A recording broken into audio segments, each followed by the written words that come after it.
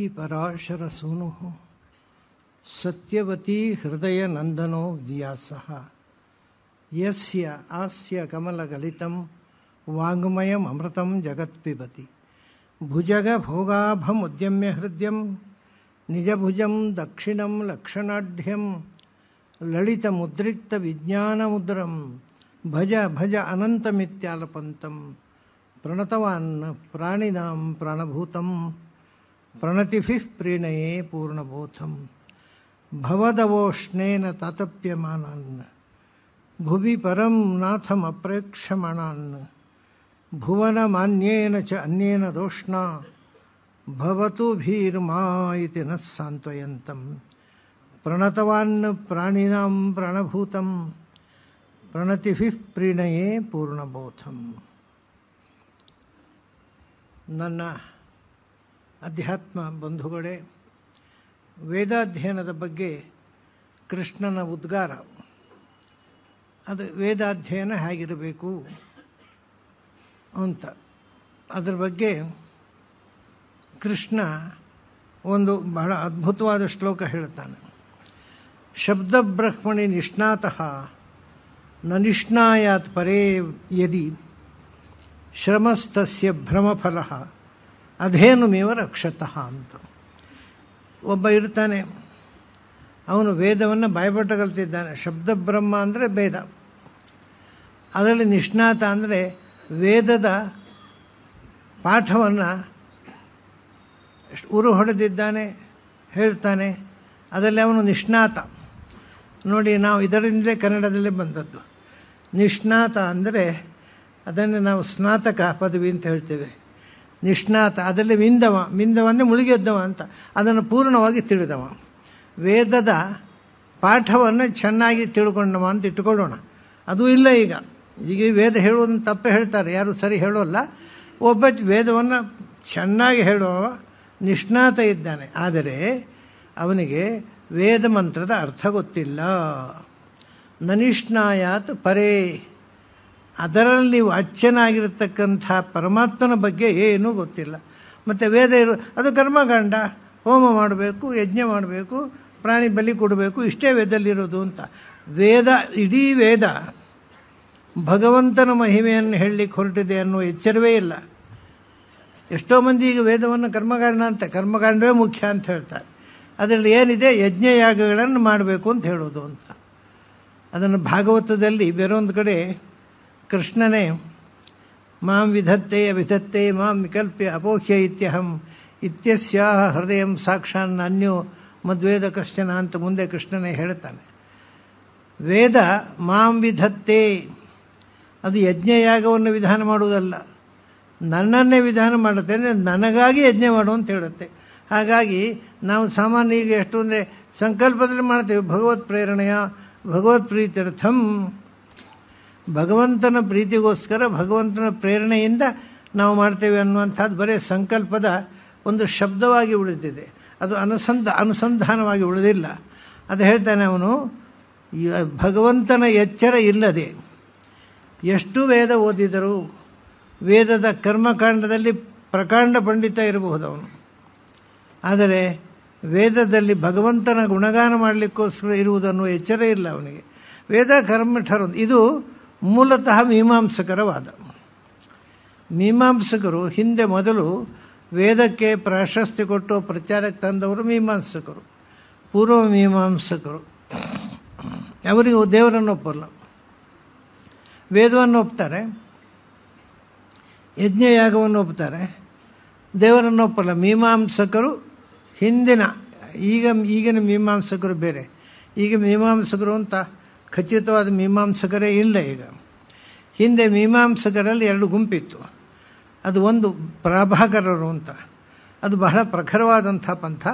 ಅವರು ದೇವರನ್ನು ಒಪ್ಪಲ್ಲ, ದೇವರಿಲ್ಲ. ಮತ್ತು ಪುಣ್ಯ ಪಾಪ ಇದೆ. ನಾವು ಪುಣ್ಯ ಮಾಡಿದರೆ ಸ್ವರ್ಗಕ್ಕೆ ಹೋಗೋದು, ಪಾಪ ಮಾಡಿದರೆ ನರಕ ಹೋಗೋದು, ಪುನಃ ಭೂಮಿ ಬರೋದಷ್ಟೇ. ಮೋಕ್ಷ ಅಂತಿಲ್ಲ, ಭಗವಂತ ಅಂತಿಲ್ಲ. ಇದು ಮೀಮಾಂಸಕರ ಸಿದ್ಧಾಂತ. ಅದನ್ನೇ ಕೃಷ್ಣ ಹೇಳೋದು. ನನಿಷ್ಣಾಯಾತ್ಮರೇ, ಭಗವಂತನ ಬಗ್ಗೆ ಎಚ್ಚರವೇ ಇಲ್ಲ, ಮತ್ತು ಕರ್ಮಕಾಂಡದಲ್ಲಿ ಪ್ರಚಂಡ. ಶಬ್ದಬ್ರಹ್ಮಣಿ ನಿಷ್ಣಾತಃ ನ ನಿಷ್ಣಾಯಾತ್.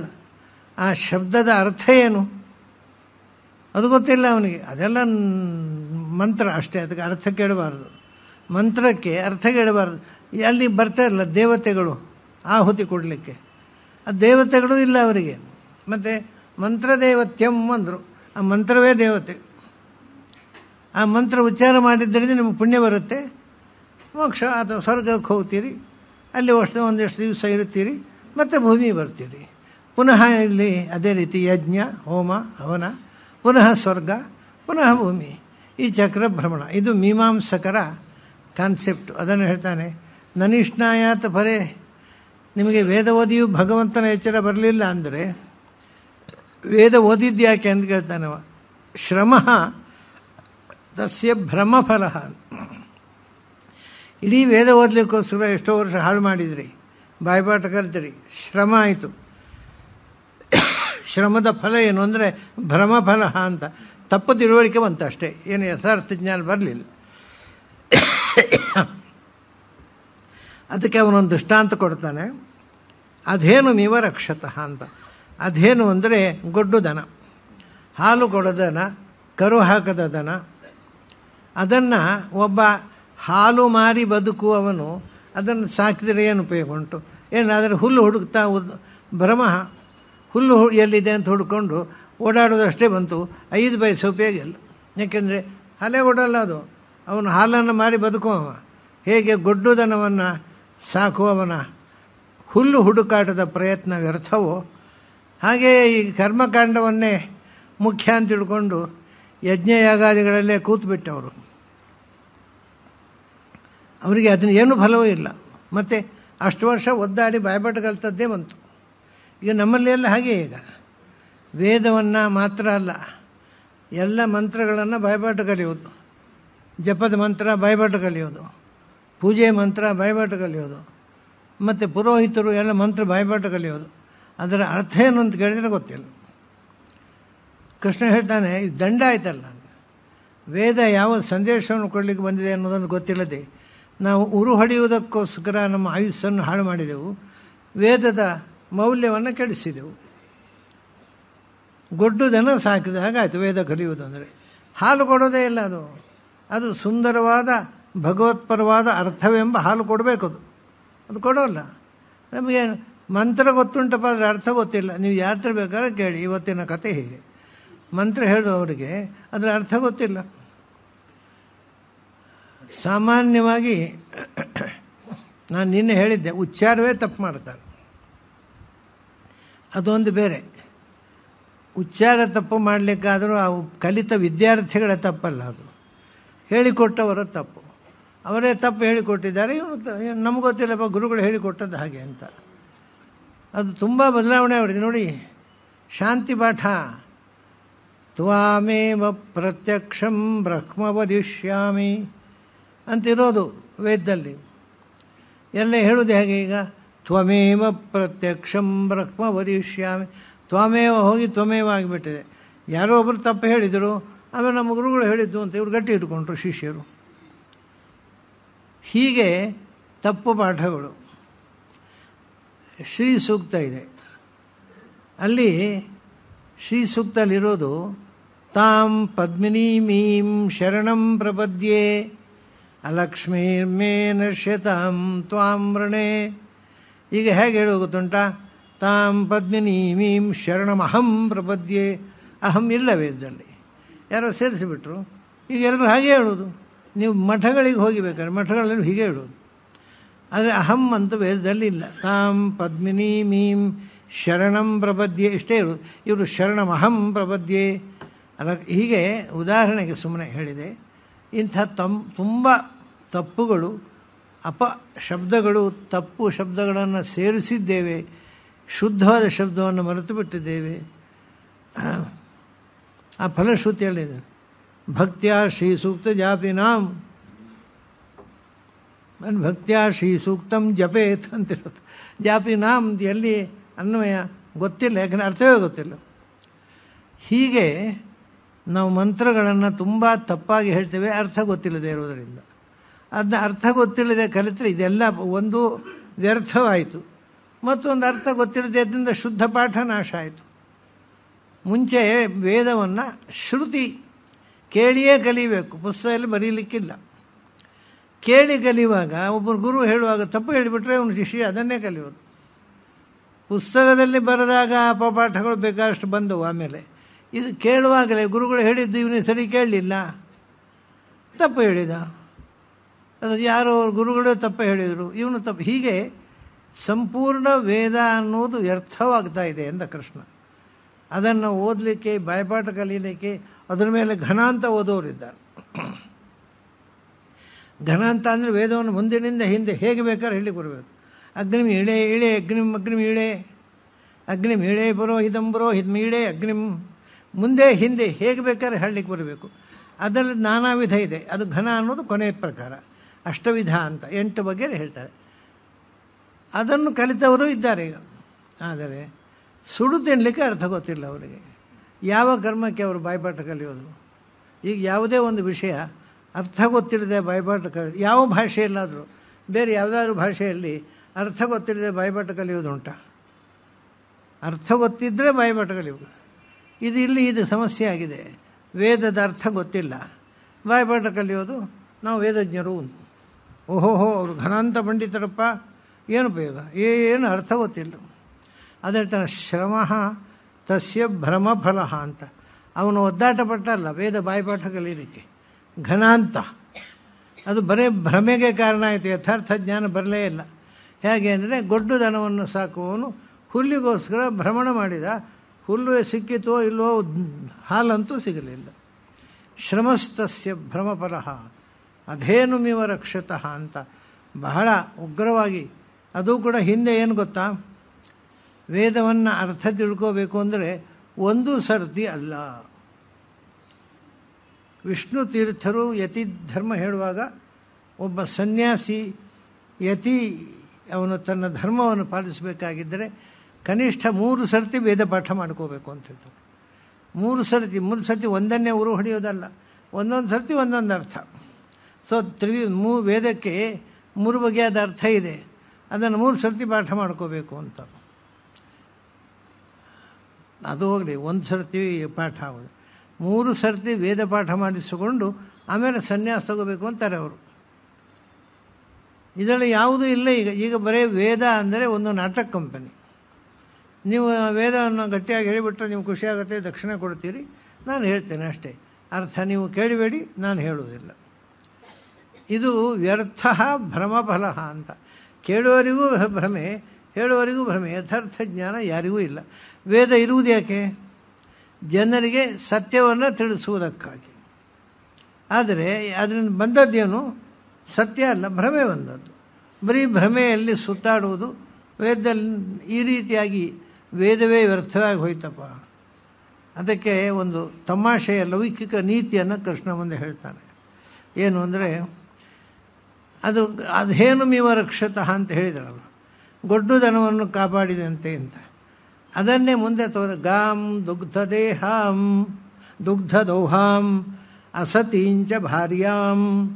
ಅವನು ಹೇಳ್ತಾನೆ, ಗಾಂ ದುಗ್ಧದೋಹಾಂ, ಎಷ್ಟು ಹಾಲು ಕರೀಬೇಕು ಅಷ್ಟು ಹಾಲು ಪೂರಾ ಕರೆದ ಮೇಲೆ ಗೋವು ಏನು ಉಪಯೋಗ? ಅಂದರೆ ಅದನ್ನು ಸಾಕಿದ್ದರಿಂದ ನಮಗೆ ಹಾಲು ಸಿಗುವುದಿಲ್ಲ ಅಂತ. ಬೇರೆ ಅದರ ಗೊಬ್ಬರ ತೋಟಕ್ಕೆ ಅದು ಬೇರೆ ವಿಷಯ. ಅವರು ಹೇಳೋದು, ಹಾಲು ಮಾರಿ ಜೀವಿಸುವವನು ಅವನಿಗೆ ದನದ ಸಾಕಣೆಯಿಂದ ಏನು ಉಪಯೋಗ ಇಲ್ಲ. ಗಾಂ ದುಗ್ಧದೋಹಾಂ, ಹಾಲು ಕೊಡಬೇಕಾದಷ್ಟು ಕೊಟ್ಟು ಮುಗಿದ ದನ, ಅಂದರೆ ಇನ್ನು ಹಾಲು ಇಲ್ಲ ಅದರಲ್ಲಿ. ಅವರನ್ನು ಸಾಕುವುದು ರಕ್ಷತಿ ದುಃಖಿ, ಅತ್ಯಂತ ದುಃಖದ ಕೆಲಸ ಅಂದರು ಅವರು. ಆಮೇಲೆ ಹೇಳ್ತಾರೆ, ಅಸತೀಂಚ ಭಾರ್ಯಾಂ, ಎದುರಿನಲ್ಲಿ ಗಂಡನಿಗೆ ಬೇಕಾದಂತೆ ಪೂಸಿ ಮಾಡಿ ಹಿಂಬದಿಯಿಂದ ಗಂಡನಿಗೆ ದ್ರೋಹ ಮಾಡುವ ಹೆಂಡತಿಯನ್ನು ಮದುವೆಯಾಗುವುದು ಬಹಳ ಭಯಾನಕವಾದ ದುಃಖದ ಸಂಗತಿ ಅಂತ. ಅಸತಿ ಭಾರ್ಯ, ಎದುರಿನಲ್ಲಿ ಗಂಡನಿಗೆ ಬೇಕಾದಂತೆ ಮಾತಾಡೋದು, ಹಿಂಬದಿಯಿಂದ ಗಂಡನಿಗೆ ತೊಂದರೆ ಕೊಡುವಂಥ ಕೃತ್ಯಗಳಲ್ಲಿ ತೊಡಗಿ ಗಂಡನಿಗೆ ದ್ರೋಹ ಬಗೆಯೋದು. ಅಂಥ ಹೆಂಡತಿಯನ್ನು ಕಟ್ಟಿಕೊಂಡವನು ಪಾಡುವು ದುಃಖಿ, ಮಹಾ ಕಷ್ಟದ ಕೆಲಸಪ್ಪ ಅದು. ಆಯಿತು, ಒಂದು ವೇದದ ಅರ್ಥ ಗೊತ್ತಿಲ್ಲದೆ ಇರುವುದು ಮತ್ತು ತಾನು ತನಗೆ ವಿರೋಧವಾಗಿರುವ ಹೆಂಡತಿಯನ್ನು ಮದುವೆ ಆಗೋದು. ಇದು ಎರಡನ್ನೂ ಒಂದು ದುಃಖಕ್ಕೆ ಕಾರಣ ಅಂತ.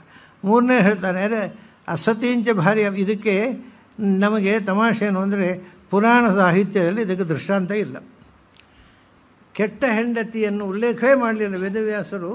ಎಲ್ಲ ಹೆಣ್ಮಕ್ಕಳು ಅತ್ಯಂತ ಪ್ರಭಾವಿ, ಅವರು ಸಮಾಜ ಉದ್ಧಾರಕರನ್ನು ಕುಂತಿ ಅಂತ ತಗೊಳ್ಳಿ, ಗಾಂಧಾರಿ, ಎಲ್ಲ ಮಾದ್ರಿ, ಎಲ್ಲರೂ ಅತ್ಯಂತ ಉನ್ನತ ವ್ಯಕ್ತಿತ್ವ ಉಳ್ಳವರು, ಯಾರೂ ಸಮಾಜದ್ರೋಹಿಗಳಲ್ಲ, ಗಂಡನಿಗೆ ಅನ್ಯಾಯ ಮಾಡಿದವರಲ್ಲ. ವೇದವ್ಯಾಸರು ಎಲ್ಲಿಯೂ ಗಂಡನಿಗೆ ಅನ್ಯಾಯ ಮಾಡಿದ ಹೆಂಡನನ್ನು ಉಲ್ಲೇಖವೇ ಮಾಡಿಲ್ಲ.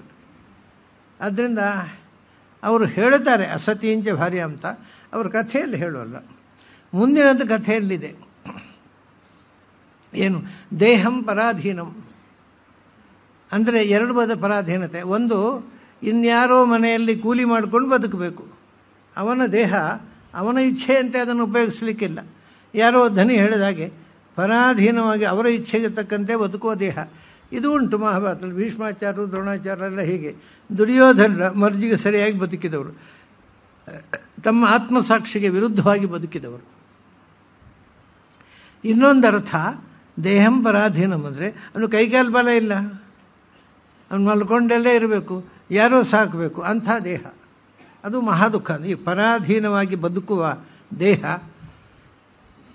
ಅಥವಾ ಇನ್ನೊಬ್ಬರ ಅಡಿಯಾಳಾಗಿ ಅವರ ಮರ್ಜಿಗೆ ತಕ್ಕಂತೆ ನಾವು ಜಿ ಹುಜೂರು ಅಂತ ಹೇಳಿಕೊಂಡು ಬದುಕುವ ದೇಹ, ಎರಡೂ ಕೂಡ ದುಃಖಕ್ಕೆ ಕಾರಣ. ಭೀಷ್ಮ ದ್ರೋಣಾದಿಗಳೆಲ್ಲ ಹೀಗೆ ದುರ್ಯೋಧನ ಮರ್ಜಿಗೆ ಸರಿಯಾಗಿ ತಮ್ಮನ್ನು ಬಳಸಿಕೊಂಡರು, ತಮ್ಮ ಆತ್ಮಸಾಕ್ಷಿಗೆ ವಿರುದ್ಧವಾಗಿ ಬದುಕಿದರು. ಆಮೇಲೆ ದೇಹಂ ಪರಾಧೀನಂ ಅಸತ್ಪರಜಾಂಚ, ಅದು ಮಹಾಭಾರತದ್ದೇ. ಅಪ್ಪನಿಗೆ ಎದುರು ನಿಲ್ಲುವ ಮಕ್ಕಳು, ಅಪ್ಪನಿಗೆ ಹೇಳಿದ್ದು ಕೇಳದೇ ಇರುವರು. ನೀವು ಬುದ್ಧಿ ಇಲ್ಲ, ವಯಸ್ಸಾಯಿತು, ಸುಮ್ಮನೆ ಕೂತ್ಕೊಳ್ಳಿ ಅಂತಾನೆ ಮಗ. ಅದು ಧೃತರಾಷ್ಟ್ರನನ್ನು ದುರ್ಯೋಧನ ಹೇಳಿದ ಹಾಗೆ. ಸೊ ಕೆಟ್ಟ ಮಕ್ಕಳ ಅಪ್ಪನಿಗೆ ಉದಾಹರಣೆ ಧೃತರಾಷ್ಟ್ರ. ಪರಾಧೀನವಾಗಿ ಬದುಕುವ ದೃಷ್ಟಾಂತ ದ್ರೋಣ ಭೀಷ್ಮಾದಿಗಳು. ಆದರೆ ಸುರುವೆನದಕ್ಕೆ ದೃಷ್ಟಾಂತ ಇಲ್ಲ. ಕೆಟ್ಟ ಹೆಂಡತಿಯ ಗಂಡ, ಅದು ಮಹಾಭಾರತ ವೇದವ್ಯಾಸರು ಎಲ್ಲಿಯೂ ಉಲ್ಲೇಖ ಮಾಡೋದಿಲ್ಲ ಅಂಥದ್ದು. ಎಲ್ಲ ಹೆಣ್ಮಕ್ಕಳು ಕೂಡ ಮಹಾನ್ ವ್ಯಕ್ತಿಗಳು, ಅವರು ಅದ್ಭುತವಾದ ವ್ಯಕ್ತಿತ್ವ ಅವರದ್ದು. ಆಯಿತು. ಆಮೇಲೆ ವಿತ್ತಂತೂ ಅತೀರ್ಥೀಕೃತಂ, ಇದು ಬೇಕಾದ್ರೆ ನೀವು ದುರ್ಯೋಧನೆ ತಗೊಳ್ಬಹುದು. ದುಡ್ಡನ್ನು ದುರುಪಯೋಗಿಸುವುದು, ಬೇಡವಾದಂಥ ಕೆಲಸಗಳಿಗೆ, ಕುಡಿತಕ್ಕೆ, ಜೂಜಿಗೆ ದುಡ್ಡನ್ನು ಬಳಸುವುದು. ವಿತ್ತಂ ಅತೀರ್ಥೀಕೃತಂ, ತೀರ್ಥೀಕರಣ ಅಂದರೆ ಒಳ್ಳೆಯದಕ್ಕಾಗಿ ಉಪಯೋಗಿಸುವುದು. ಅದನ್ನು ದುಡ್ಡನ್ನು ದುರುಪಯೋಗಿಸುವುದು, ಬೇಡವಾದ ಚಟಗಳಿಗೆ ಬಲಿಯಾಗಿ ಆ ದುಡ್ಡನ್ನು ಪೋಲು ಮಾಡುವುದು, ಅದು ಇನ್ನೊಂದು ಜೀವನದ ದುಃಖ. ಆಮೇಲೆ ಅಂಗವಾಚಂ ಹೀನಾಂ ಮಯ ರಕ್ಷತಿ. ಇನ್ನು ಕೊನೆಯದು, ನನ್ನನ್ನು ಹೇಳದ ಮಾತನ್ನು ಆಡುವುದು. ಭಗವಂತನ ವಿಷಯವೇ ಇಲ್ಲದ ಬರೀ ಲೋಕವಾರ್ತೆಯ ಮಾತುಗಳನ್ನು ಆಡುವುದು, ಅದು ಕೂಡ ಅಷ್ಟೇ ದುಃಖದ ಸಂಗತಿ. ಇದಿಷ್ಟು ಮನುಷ್ಯನ ಜೀವನದಲ್ಲಿ ಅತ್ಯಂತ ದುಃಖಕರವಾದ ಸಂಗತಿ ಅಂತ ಅವನೊಂದು ಲಿಸ್ಟ್ ಕೊಡ್ತಾನೆ. ಹಾಲು ಕೊಡದ ಗೋವು, ಹೇಳಿದ್ದು ಕೇಳದ ಹೆಂಡತಿ, ಮತ್ತು ಅಷ್ಟೇ ಅಲ್ಲ, ಹೇಳಿದ್ದು ಕೇಳೋದು ಅಷ್ಟೇ ಅಲ್ಲ, ಗಂಡನಿಗೆ ಹಿಂಬದಿಯಿಂದ ವಿರುದ್ಧವಾಗಿ ನಡೆದುಕೊಳ್ಳುವ ಹೆಂಡತಿ. ಆಮೇಲೆ ಈ ಪರಾಧೀನವಾದ ದೇಹ, ಮಾತು ಹೇಳಿದ್ದನ್ನು ಕೇಳದ ಮಕ್ಕಳು, ದುಡ್ಡು ದುರುಪಯೋಗ ಮಾಡುವುದು, ಮತ್ತು ಭಗವಂತನ ಸ್ಪರ್ಶವೇ ಇಲ್ಲದ ಮಾತುಗಾರಿಕೆ. ಹೀನಾಮಯ ವಾಚಂ, ನನ್ನ ಉಲ್ಲೇಖ ಭಗವಂತನ ಸ್ಮರಣೆಯೇ ಇಲ್ಲದೆ ಬೇಡವಾದ ಹಾಳು ಹರಟೆ ಮಾಡುವ ಮಾತು. ಇದು ಇಷ್ಟನ್ನು ಮನುಷ್ಯ ದುಃಖಿ ರಕ್ಷತಿ. ಇದನ್ನು ಪಾಲಿಸಿಕೊಂಡು ಬದುಕುವವನಿದ್ದಾನಲ್ಲ, ಅವನ ಬದುಕು ದುಃಖ ಅಂದರೆ ದುಃಖಿ ಅಂದರೆ ಸಾಮಾನ್ಯ ದುಃಖಕ್ಕಿಂತಲೂ ಭಯಾನಕವಾದ ದುಃಖ ಅದು. ಅಂಥ ಬದುಕು ಯಾರಿಗೂ ದೇವರು ಕೊಡಬಾರದು ಅಂತ. ಹೀಗೆ ಒಂದು ಲೌಕಿಕ ಆಭಾಣಕದ ಜೊತೆಗೆ ವೇದಾರ್ಥ ಜ್ಞಾನಕ್ಕೆ. ಆಮೇಲೆ ಹೇಳ್ತಾರೆ, ಭಗವಂತನ ಕುರಿತಾದ ಮಾತು ಅಂದರೆ ಎಂಥದ್ದು? ಅವ್ರು ಹೇಳ್ತಾರೆ, ಯಸ್ಯಾಂ ನಮೇ ಪಾವನಮಂಗ ಕರ್ಮ ಸ್ಥಿತ್ಯುದ್ಭವತ್ರಾಣ ನಿರೋಧಮಸ್ಯ. ಅವನು ಹೇಳ್ತಾನೆ, ಯಾವ ಗ್ರಂಥದಲ್ಲಿ ನನ್ನ ಪಾವನಂ ಕರ್ಮಂ, ನನ್ನ ಪವಿತ್ರವಾದ ಕರ್ಮದ ಉಲ್ಲೇಖ ಇಲ್ಲವೋ, ಯಾವ ಮಾತಿನಲ್ಲಿ. ಏನು ಪವಿತ್ರವಾದದ್ದು ಭಗವಂತನದ್ದು? ಸ್ಥಿತ್ಯುದ್ಭವತ್ರಾಣ ನಿರೋಧಮಸ್ಯ. ಸ್ಥಿತಿ, ಉದ್ಭವ, ತ್ರಾಣ ಮತ್ತು ನಿರೋಧ ಜಗತ್ತಿಗೆ ಕೊಡತಕ್ಕಂಥ ನನ್ನ ಬಗೆಗಿನ ಮಾತು. ಅಂದರೆ ಭಗವಂತನ ಸೃಷ್ಟಿ ಸ್ಥಿತಿ ಸಂಹಾರಗಳನ್ನು ಕುರಿತು ಚಿಂತಿಸುವ ಮಾತು. ಅಲ್ಲರಿ ಇಲ್ಲಿ ಸ್ಥಿತಿ ಉದ್ಭವ ತರಾಣ ನಿರೋಧ 4 ಬಂತಲ್ಲ. ಸ್ಥಿತಿ ಅಂದರೂ ರಕ್ಷಣೆ, ತರಾಣ ಅಂದರೂ ರಕ್ಷಣೆ. ಮರ್ತೋಯ್ತು ವೇದವ್ಯಾಸರಿಗೆ ಒಂದು ಶಬ್ದ ರಿಪೀಟ್ ಆಗೋಯ್ತಲ್ಲ. ಸ್ಥಿತಿ ಉದ್ಭವ ಅಂದರೆ ಹುಟ್ಟುವುದು, ನಿರೋಧ ಅಂದರೆ ನಾಶ. ಆದರೆ ಸ್ಥಿತಿ ಮತ್ತು ತರಾಣ ಅಂದರೆ ಒಂದೇ. ಸ್ಥಿತಿ ಅಂದರೂ ಪಾಲನೆ, ತರಾಣ ಅಂದರೂ ಪಾಲನೆ ಅಲ್ಲ. ಅದಕ್ಕೆ ನಾನು ಮೊನ್ನೆ ಒಂದು ಕೋಶ ಹೇಳಿದ್ದೆ, ಸ್ಥಿಶಬ್ದೇನ ನಿಯಮ ಜೀವನಂ ಕ್ವಚಿದುಚ್ಯತೆ ಅಂತ. ತ್ರಾಣ ಅಂದರೆ ರಕ್ಷಣೆ, ಸ್ಥಿತಿ ಅಂದರೆ ನಿಯಮನ. ಅಲ್ಲ, ಸೃಷ್ಟಿ ಸ್ಥಿತಿ ಸಂಹಾರ ನಿಯಮನ, ಈ 4 ಅದನ್ನು ಅಲ್ಲಿಯ ಕೋಶ ನಾವು ಇಲ್ಲಿಗೆ ತಂದು ಅನುಸಂಧಾನ ಮಾಡಿಕೊಂಡ್ರೆ ಭಾಗವತ ಅರ್ಥ ಆಗುತ್ತೆ. ಸ್ಥಿತ್ಯುದ್ಭವತ್ರ ನಿರೋಧಂ ಅಸ್ಯ, ಅದಕ್ಕೆ ಇದೆಲ್ಲಕ್ಕೆ ಕಾರಣವಾದ ನನ್ನ ಕರ್ಮವನ್ನು, ಅಂದರೆ ಭಗವಂತನ ಜಗಜ್ಜನ್ಮಾದಿ ಕಾರಣತ್ವದ ಬಗೆಗೆ ಮಾತಾಡ್ರಪ್ಪ. ಸುಮ್ಮನೆ ಬೇಡವಾದ ಮಾತು ಯಾಕೆ ಮಾತಾಡ್ತೀರಿ? ಅಷ್ಟೇ ಅಲ್ಲ, ಭಗವಂತನ ಜಗಜ್ಜನ್ಮಾದಿ ಕಾರಣತ್ವದ ಬಗ್ಗೆ ಮಾತಾಡುವುದು ಇನ್ನೂ ಸ್ವಲ್ಪ ಕಷ್ಟ. ಯಾಕೆಂದರೆ ಭಗವಂತನ ಮೂಲ ರೂಪದ ಕಲ್ಪನೆಯೇ ಯಾರಿಗೂ ಇಲ್ಲ. ಅದಕ್ಕೋಸ್ಕರ ಭಗವಂತ ನನ್ನ ರೂಪದ ಕಲ್ಪನೆ ಬರಲಿ ಅಂತ ಅವತಾರ ಮಾಡಿದ. ಅದರಿಂದ ನಾವು ಲೀಲಾವತಾರೇ ಹಿತಕರ್ಮವಾಸ್ಯಾತ್, ನಾನು ಲೀಲೆಯಿಂದ ಏನು ಅವತರಿಸಿ ಬಂದೆ, ಆ ಅವತಾರದಲ್ಲಿ ಮಾಡಿದ ಕರ್ಮಗಳು ಅದು ಎಲ್ಲರೂ ನೋಡಿದ್ದು ಪ್ರತ್ಯಕ್ಷ ಸಿದ್ಧ. ಅದನ್ನಾದರೂ ಚಿಂತನೆ ಮಾಡುವಂಥ ಮಾತುಗಳನ್ನು ಹೇಳಿಯಪ್ಪ. ಸುಮ್ಮನೆ ಅದು ಯಾವುದೂ ಇಲ್ಲ. ಭಗವಂತನ ಅವತಾರದ ಕಥೆಗಳೂ ಇಲ್ಲ, ಭಗವಂತನ ಜಗಜ್ಜನ್ಮಾದಿ ಕಾರಣತ್ವದ ಬಗ್ಗೆ ಚಿಂತನೆಯೂ ಇಲ್ಲ. ಮತ್ತು ಏನು ಸುಮ್ಮನೆ ಏನು ಹರಟೆ ಮಾಡೋದು ಅಂತ ಕೇಳ್ತಾರೆ. ವಂದ್ಯಾಂ ಗಿರಂ ಬಿಭ್ರೇ ಅನ್ನಧೀರ ಅಂತ. ವಂದ್ಯಾಂ ಗಿರಂ ಅದು ಬಂಜೆಯಾದ ಮಾತು ಅಂತ. ಅದು ಫಲವೇ ಇಲ್ಲ, ನಿಷ್ಫಲ. ಬಂಜೆ ಹೇಗೆ ಮಕ್ಕಳನ್ನು ಹೆರಳಾರರೋ ಅಂಥ ಮಾತುಗಾರಿಕೆ ನಮಗೆ ಒಳ್ಳೆಯದನ್ನು ಮಾಡಲಾರದು. ವಂದ್ಯಾಂ ಗಿರಮ್ಮೆ ಬಿಭ್ರಿಯಾತ್ ನ ಧೀರ, ಯಾರು ಅದನ್ನು ಮಾತನ್ನು ಬಳಸಬಾರದು. ಯಾರವ ಧೀರ, ಯಾರಿಗೆ ಜ್ಞಾನದಲ್ಲಿ ರತಿದೆಯೋ ಅವನು. ಜ್ಞಾನದಲ್ಲಿ ರತಿ ಇಲ್ಲದೆ ಇದ್ದವನು ಬಾಯಿ ಬಂದಾಗ ಮಾತಾಡಲಿ, ಅವನು ಹುಚ್ಚರು ಮಾತು ನಾವು ತಲೆಗಡಿಸಿಕೊಡೋದಿಲ್ಲ. ಆದರೆ ಬುದ್ಧಿ ಇದ್ದವರು ಹೀಗೆ ಮಾಡಿದರು ಅಂದರೆ ದುಃಖ ಆಗತ್ತೆ ಅಂತಾನೆ ಕೃಷ್ಣ. ಆಮೇಲೆ ಹಾಗೆ ಹೇಳ್ತಾ ಅವನು ಇದರ ಬಗ್ಗೆ ವಂದ್ಯಾಮಿಗೆ ಆಮೇಲೆ ಹೇಳ್ತಾನೆ, ಆಯಿತು ನಾವು ಅದನ್ನೇ ಮಾಡೋಣ, ಭಗವಂತನ ಚಿಂತನೆ ಮಾಡೋಣ, ಭಗವಂತನ ಗುಣಗಾನ ಮಾಡ್ತಕ್ಕಂಥ ಗ್ರಂಥಗಳನ್ನೇ ಓದೋಣ, ಅದೆಲ್ಲ ಮಾಡೋಣ. ಏನು ಮುಂದೇನು? ಏವಂ ಜಿಜ್ಞಾಸೆಯ ಅಪೋಹ್ಯ, ಅವ್ರು ಹೇಳ್ತಾನೆ, ಏವಂ ಜಿಜ್ಞಾಸೆಯ ಅಪೋಹ್ಯ ನಾನಾತ್ವ ಭ್ರಮಂ ಆತ್ಮನಿ. ಹೀಗೆ ಶಾಸ್ತ್ರಗಳನ್ನು ವಿಚಾರ ಮಾಡು. ಶಾಸ್ತ್ರಗಳನ್ನು ವಿಚಾರ ಮಾಡಿ ಭಗವಂತನ ಗುಣಗಳೇನು, ಸೃಷ್ಟಿಸ್ಥಿತಿ ಸಂಹಾರಗಳು ಅಂದರೆ ಏನು, ಭಗವಂತ ಜಗತ್ತನ್ನು ಹೇಗೆ ಸೃಷ್ಟಿ ಮಾಡಿದ ನೋಡಿ. ಹಿಂದೆ ಅವಧೂತ ಹೇಳಿದ್ದ, ಭಗವಂತನ ನಾಭಿಯಿಂದ ಜಗತ್ತು ಸೃಷ್ಟಿ ಆಯಿತು ಅಂತ. ಅದು ಹೇಗೆ ರೀ ನಾಭಿಯಿಂದ ಹುಟ್ಟುವುದು? ನಮಗೆ ಕನ್ವಿನ್ಸ್ ಆಗೋದಿಲ್ಲ. ಅದಕ್ಕೆ ಅವಧೂತ ಹೇಳಿದ, ಜೇಡ್ರ ಬಲೆ ನೋಡ್ರಿ, ಅದು ನಾಭಿಯಿಂದಲೇ ದಾರ ಬಿಟ್ಟು ಒಂದು ದೊಡ್ಡ ಪ್ರಪಂಚ ನಿರ್ಮಾಣ ಮಾಡುತ್ತೆ. ಜೇಡ್ರ ಬಲೆಗೆ ಅಷ್ಟು ಮಾಡಲಿಕ್ಕಾಗುತ್ತೆ, ಭಗವಂತನಿಗಾಗೋಲ್ವಾ ಅಂತ ಅವನು ಒಂದು ದೃಷ್ಟಾಂತ ಕೊಟ್ಟು ನನಗೆ ಮನವರಿಕೆ ಆಯಿತು ಭಗವಂತನ ಸೃಷ್ಟಿ ಸ್ಥಿತಿ ಸಂಹಾರಗಳ ಬಗೆಗೆ ಅಂತಾನೆ. ಅದನ್ನೇ ಕೃಷ್ಣ ನೆನಪಿಸ್ತಾನೆ. ಏವಂ ಜಿಜ್ಞಾಸೆಯ, ಮೊದಲು ವಿಚಾರ ಮಾಡಬೇಕು. ಯಾವುದು ವಿಚಾರ ಮಾಡದೇ ಇದ್ದರೆ ನಂಬಿಕೆ ಹುಟ್ಟೋಲ್ಲ. ದೇವರಿದ್ದಾನೆ ಅನ್ನೋದಕ್ಕೆ ಬಹಳ ಹೊತ್ತು ವಿಚಾರ ಮಾಡಬೇಕು. ಯಾಕೆಂದ್ರೆ ದೇವನು ಇದ್ದಾನೋ ಇಲ್ಲವೋ ಇದು ಕಾಡ್ತಾ ಇದೆ ಮನುಕುಲವನ್ನು. ಅದು ಈಗ ಹೆಚ್ಚು ಅದು ಏನು ಥರ ಆಯ್ತಂದರೆ, ನೀವು ಕಾಲೇಜು ಕಲಿತವರು ದೇವರಿದ್ದಾನೆ ಅಂತ ಹೇಳಿದರೆ ಅವರು ಕಲಿತ ಕಾಲೇಜಿಗೆ ಅವಮಾನ. ಅಯ್ಯೋ ಭಯಂಕರ ಅದು. ಕಾಲೇಜಲ್ಲಿ ಕಲಿತು ಹಾಗೆ ಮಾತಾಡೋದಾ? ಅಂದರೆ ಇವತ್ತು ನಾಸ್ತಿಕ್ಯ ಅನ್ನೋದು ಒಂದು ಫ್ಯಾಷನ್ ಆಗಿದೆ.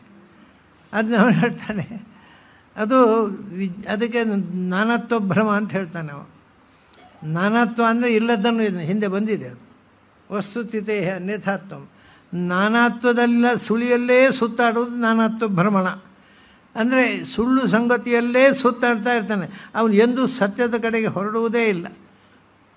ಆದ್ದರಿಂದ ಅದನ್ನು ಅಪೋಹ್ಯ, ಈ ನಮಗೆಲ್ಲ ನಾವು ತಿಳ್ಕೊಂಡಿರೋದು, ನಾವು ಓದಿರೋದು, ನಮಗೆ ಬೇರೆಯವರ ಸಹವಾಸದಿಂದ ನಮಗೆ ತಿಳಿದು ಬಂದಿರೋದು, ನಮಗೆ ವಿಜ್ಞಾನವನ್ನು ಓದಿ ಎಲ್ಲ ಏನು ಅಂದರೆ ದೇವರು ಇಲ್ಲ ಅಥವಾ ಇದ್ದಾನೋ ಇಲ್ಲೋ ಗೊತ್ತಿಲ್ಲ. ಈ ತೀರ್ಮಾನಕ್ಕೆ ಈ ಅರ್ವಾಚೀನ ಬುದ್ಧಿಜೀವಿಗಳು ತೀರ್ಮಾನಕ್ಕೆ ಬರ್ತಾರೆ. ಅದೇ ಹೇಳಿದ್ರು, ಇದು ಭ್ರಮೆ, ಅಂದರೆ ತಪ್ಪಿನಲ್ಲಿಯೇ ಸುಳಿ, ಭ್ರಮಣ, ತಪ್ಪು ವಿಷಯದಲ್ಲೇ ಸುತ್ತಾಡುವುದು. ಈ ನದಿಯಲ್ಲಿ ಒಂದು ಸುಳಿ ಅಂತಿರುತ್ತೆ, ಅಲ್ಲಿ ಹೋಗಿ ಮುಳುಗಿದ ಮೇಲೆ ಬರಲಿಕ್ಕೆ ಆಗೋಲ್ಲ. ಹಾಗೆ ಈ ತಪ್ಪಿನ ಭ್ರಮಣೆಯಲ್ಲಿ ಬಿದ್ದುಬಿಟ್ಟ ಅಂದರೆ ಒಬ್ಬ ಅವನು ಎಂದೂ ಆ ಸುಳಿಯಿಂದ ಮೇಲೆ ಬರೋದಿಲ್ಲ. ಅದೇ ಕರೆಕ್ಟು ಅಂತ ಸಾಯೋ ತನಕ ವಾದ ಮಾಡ್ತಾ ಕೂತ್ಕೊಳ್ತಾನೆ. ಒಂದು ಮಾತಿದೆ ಪ್ರಾಚೀನರಲ್ಲಿ, ಏನು ಅಂದರೆ ಭ್ರಮೆ ಉಂಟಲ್ಲ ಅಥವಾ ಸಂಶಯ, ಅದು ಎರಡು ಬದಿ. ಒಂದು ಮನಸ್ಸಿನ ಸಂಶಯ, ಒಂದು ಬುದ್ಧಿಯ ಸಂಶಯ ಅಂತ. ಅಂದರೆ ಒಂದು ಮೆಂಟಲ್ ಡೌಟು, ಮತ್ತೊಂದು ಇಂಟಲೆಕ್ಚುವಲ್ ಡೌಟು. ಈ ಮೆಂಟಲ್ ಡೌಟ್ ಉಂಟಲ್ವ, ಅದಕ್ಕೆ ಪರಿಹಾರ ಉಂಟು. ಈಗ ನಾವು ದೂರದಲ್ಲಿ ಹಗ್ಗ ನೋಡಿದ, ಹಾವೋ ಅಂತ ಸಂಶಯ ಬಂತು, ಅದು ಮೆಂಟಲ್. ಹೋಗಿ ನೋಡಿದ ಹಗ್ಗ ಅಂತ ಗೊತ್ತಾಯಿತು, ಹೋಯಿತು, ಸಂಶಯ ಹೋಯಿತು. ಈ ಇಂಟಲೆಕ್ಚುವಲ್ ಡೌಟ್ ಉಂಟಲ್ವ, ಅದು ಕಣ್ಣಿಗೆ ಕಾಣೋ ಸಂಗತಿ ಅಲ್ಲ. ದೇವರು ಇದ್ದಾನೋ, ಇದು ಇಂಟಲೆಕ್ಚುವಲ್ ಡೌಟು. ದೇವರು ಇದ್ದಾನಿಲ್ವೋ ಅಂತ ಕಾಣುವುದಿಲ್ಲ, ಇದ್ದರೂ ಕಾಣೋದಿಲ್ಲ, ಇಲ್ಲದಿದ್ದರೂ ಕಾಣೋದಿಲ್ಲ. ಆ ಸಂಶಯ ಉಂಟಲ್ಲ, ಅದು ಇಂಟಲೆಕ್ಚುವಲ್ ಡೌಟು, ಅದು ಸಾಯೋ ತನಕ ಹೋಗೋಲ್ಲ ಅಂತ. ಇದು ಮನಸ್ಸಿನಲ್ಲಿ ಬರುವ ಸಂಶಯಕ್ಕೆ ಒಂದು ಪರಿಹಾರ ಇದೆ. ಈ ಬುದ್ಧಿಯಲ್ಲಿ ಬರುವ ಸಂಶಯ ಉಂಟಲ್ವ, ಅದು ಸಾಯೋ ತನಕ ಬುದ್ಧಿವಂತಿಕೆಯಿಂದ ಇಲ್ಲ ಅಂತಲೋ ಇದೆ ಅಂತಲೋ ಪ್ರೂವ್ ಮಾಡಿಕೊಂಡು ಅದರಲ್ಲೇ ಒದ್ದಾಡ್ತಾ, ಅದೇ ಭ್ರಮಣ. ಆ ಸುಳಿಯಲ್ಲೇ ಒದ್ದಾಡ್ತಾ ಇರ್ತಾನೆ. ಅವನಿಗೆ ಒಂದು ತೀರ್ಮಾನ ಮಾಡಲಿಕ್ಕೆ ಆಗೋದಿಲ್ಲ. ಭಗವಂತ ಇದ್ದಾನೆ ಅಂತಾಗಲಿ ಇಲ್ಲ ಅಂತಾಗಲಿ ಪ್ರೂವ್ ಮಾಡಲಿಕ್ಕೆ ಬರೋದಿಲ್ಲ. ಯಾಕೆಂದರೆ ಭಗವಂತ ಇದ್ದಾನೆ ಅಂದರೆ ಯಾಕೆ ಅಂತ ಕೇಳ್ತಾರೆ, ಒಂದು ಕಾರಣ ಹೇಳಬೇಕು. ಭಗವಂತ ಇಲ್ಲ ಅಂದರೆ ಅದಕ್ಕೂ ಕಾರಣ ಹೇಳಬೇಕು. ಎಲ್ಲರಿಗೂ ಏನು ಗೊತ್ತಾ, ನಮ್ಮ ಮನಸ್ಸಿನಲ್ಲಿ ಯಾವುದನ್ನು ನಾವು ನಂಬುತ್ತೇವೋ ಅದಕ್ಕೆ ಬೇಕಾದ ಲಾಜಿಕ್ಕು ನಮ್ಮ ತಲೆಯಲ್ಲಿ ಹುಟ್ಟುತ್ತೆ. ಆದ್ದರಿಂದ ಭಗವಂತ ಇಲ್ಲ ಅನ್ನೋರಿಗೆ ಅದಕ್ಕೆ ಪೂರಕವಾದ ಲಾಜಿಕ್ ಎಲ್ಲ ತಲೆಯಲ್ಲಿ ಹುಟ್ಟುತ್ತೆ. ಇದ್ದಾನೆ ಅಂತ ಹೇಳೋರಿಗೆ ಭಗವಂತ ಇದ್ದಾನೆ ಅನ್ನೋದಕ್ಕೆ ಪೂರಕವಾದ ಲಾಜಿಕ್ ಹುಟ್ಟುತ್ತೆ. ಹಾಗಾಗಿ ಈ ಶರತ್ಚಂದ್ರರು ಒಂದು ತಮಾಷೆ ಮಾಡಿದ್ದಾರೆ. ಆಸ್ತಿಕರು ಹೇಗೂ ದೇವರನ್ನು ನಂಬುತ್ತಾರಲ್ಲ, ನಾಸ್ತಿಕರ ಕತೆ ನೋಡಿ, ದೇವರು ಇಲ್ಲ ಅಂತ ಪ್ರೂವ್ ಮಾಡೋದು ಹೇಗೆ ಅಂತ ಇಡೀ ದಿವಸ ದೇವರನ್ನೇ ಚಿಂತಿಸ್ತಾ ಇರ್ತಾರೆ ಅವರು. ಯಾಕೆಂದರೆ ಪ್ರೂವ್ ಮಾಡಬೇಕಲ್ಲ. ಹಾಗಾಗಿ ಅವರು ಆಸ್ತಿಕರಿಗಿಂತ ಹೆಚ್ಚು ನಾಸ್ತಿಕರು ದೇವರನ್ನು ತಲೆಯಲ್ಲಿ ತುಂಬಿಸ್ಕೊಳ್ತಾರೆ. ಯಾಕೆಂದರೆ ಹೌ ಟು ಡಿನೈ ಹಿಮ್ ಅಂತ, ಯಾವುದು ಹೇಗೆ ಮಾಡೋದು ಅಂತ ಅನ್ನೋದೇ. ಹೀಗಾಗಿ ಅದು ಏನು ಮಾಡಿದರೂ ಆ ಸುಳಿ, ಭ್ರಮೆ, ಸಂಶಯದ ಸುಳಿಯಿಂದ, ವಿಪರೀತ ಜ್ಞಾನದ ಸುಳಿಯಿಂದ ಹೊರಗೆ ಬರದೇ ಇರ್ತಾನಲ್ಲ, ಅಂಥ ನಾನಾತ್ವ ಭ್ರಮಂ ಅಪೋಹ್ಯ, ಮೊದಲು ಆ ಭ್ರಮೆಯಿಂದ ಆಚೆಗೆ ಬಾ. ಹೇಗೆ? ಜಿಜ್ಞಾಸೆಯ ನಿರಂತರ ಶಾಸ್ತ್ರಗಳನ್ನು ಚಿಂತನೆ ಮಾಡು. ಶಾಸ್ತ್ರ ಏನು ಹೇಳುತ್ತೆ? ಶಾಸ್ತ್ರ ಭಗವಂತ ಇದ್ದಾನೆ ಅನ್ನೋದಕ್ಕೆ ಏನು ಹೇಳುತ್ತೆ? ಅದಕ್ಕೇನಾದ್ರು ಪ್ರೂಫ್ ಕೊಡುತ್ತೋ? ಅದು ಶಾಸ್ತ್ರ ಭಗವಂತನನ್ನು ಕಂಡವರ ಮಾತು. ಆದ್ದರಿಂದ ಅವರ ಅನುಭವವನ್ನು ನಾವು ಬೆಳೆಸ್ಕೋಬೇಕು. ಇವತ್ತು ತಮಾಷೆ ಏನು ಅಂದರೆ, ನಮಗೆ ಗೊತ್ತಿಲ್ಲದ ವಿಷಯವನ್ನು ಕೂಡ ವಿಜ್ಞಾನಿಗಳು ಹೇಳಿದರೆ ನಾವು ನಂಬ್ತೀವಿ. ಯಾಕೆಂದರೆ ಅವರು ಎಕ್ಸ್ಪರ್ಟ್ಸಪ್ಪ, ವಿಜ್ಞಾನಿಗಳು ಹೇಳಿದ್ದ ನಂಬಬೇಕು. ಇವರು ಅಧ್ಯಾತ್ಮ ವಿಜ್ಞಾನಿಗಳಲ್ವ. ಅದೇ ಋಷಿಗಳು ಹೇಳಿದ್ದೆಲ್ಲ ಮೂಢನಂಬಿಕೆ. ಅರೆ ಸೈಂಟಿಸ್ಟ್ ಹೇಳಿದ್ದು ಯಾಕೆ ಮೂಢನಂಬಿಕೆ ಅಲ್ಲ? ಸೈಂಟಿಸ್ಟು ಕೂಡ ಅನೇಕ ನಂಬಿಕೆಗಳಿಗೆ ಒಳಗಾಗಿದ್ದಾರೆ. ಯಾಕೆಂದರೆ ಸೈನ್ಸಿಗೆ ಮೂಲಾಧಾರ ಏನು ಹೇಳಿ? ಪುರಾಣಗಳಿಗೆ ಒಂದು ಆಧಾರ ಇದೆ, ಬೇಸ್ ಇದೆ, ಪಂಚಾಂಗ ಇದೆ. ಸೈನ್ಸಿಗೆ ಪಂಚಾಂಗ ಏನು? ಸೈನ್ಸು ಹೈಪೋಥೆಟಿಕಲ್, ಅದು ಊಹೆ ಮೇಲೆ ಪಂಚಾಂಗ ಕಟ್ಟಿದ್ದು. ಆ ಊಹೆ ಸುಳ್ಳಾದರೆ the entire castle will collapse. ನಾವು ಊಹೆ ಮೇಲೆ ಕಟ್ಟಿದಂತಹ ವಿಜ್ಞಾನಿಗಳ ಮಾತನ್ನು ಅದು ಅಥೆಂಟಿಕ್ಕು, ವಿಜ್ಞಾನಿಗಳು ಹೇಳಿದ್ದು ಒಪ್ಪಬೇಕು ಅಂತ. ಅದು ವಿಜ್ಞಾನಿಗಳೇ ಒಬ್ಬರು ಹೇಳಿದ್ದನ್ನು ಮತ್ತೊಬ್ಬರು ಖಂಡನೆ ಮಾಡ್ತಾರೆ. ಯಾಕಂದರೆ ಡೆವಲಪ್ಮೆಂಟ್ ಪ್ರೋಸೆಸ್ ಆಫ್ ಇನ್ವೆಸ್ಟಿಗೇಷನ್. ಒಬ್ಬ ವಿಜ್ಞಾನಿ ಹೇಳಿದಾನೆ, ಅದು ಮುಂದಿನ ವಿಜ್ಞಾನಿ ಡಿನೈ ಮಾಡ್ತಾನೆ, ಅದ್ರ ಮುಂದಿನ ವಿಜ್ಞಾನಿ ಮತ್ತೊಂದು ಮಾಡ್ತಾನೆ.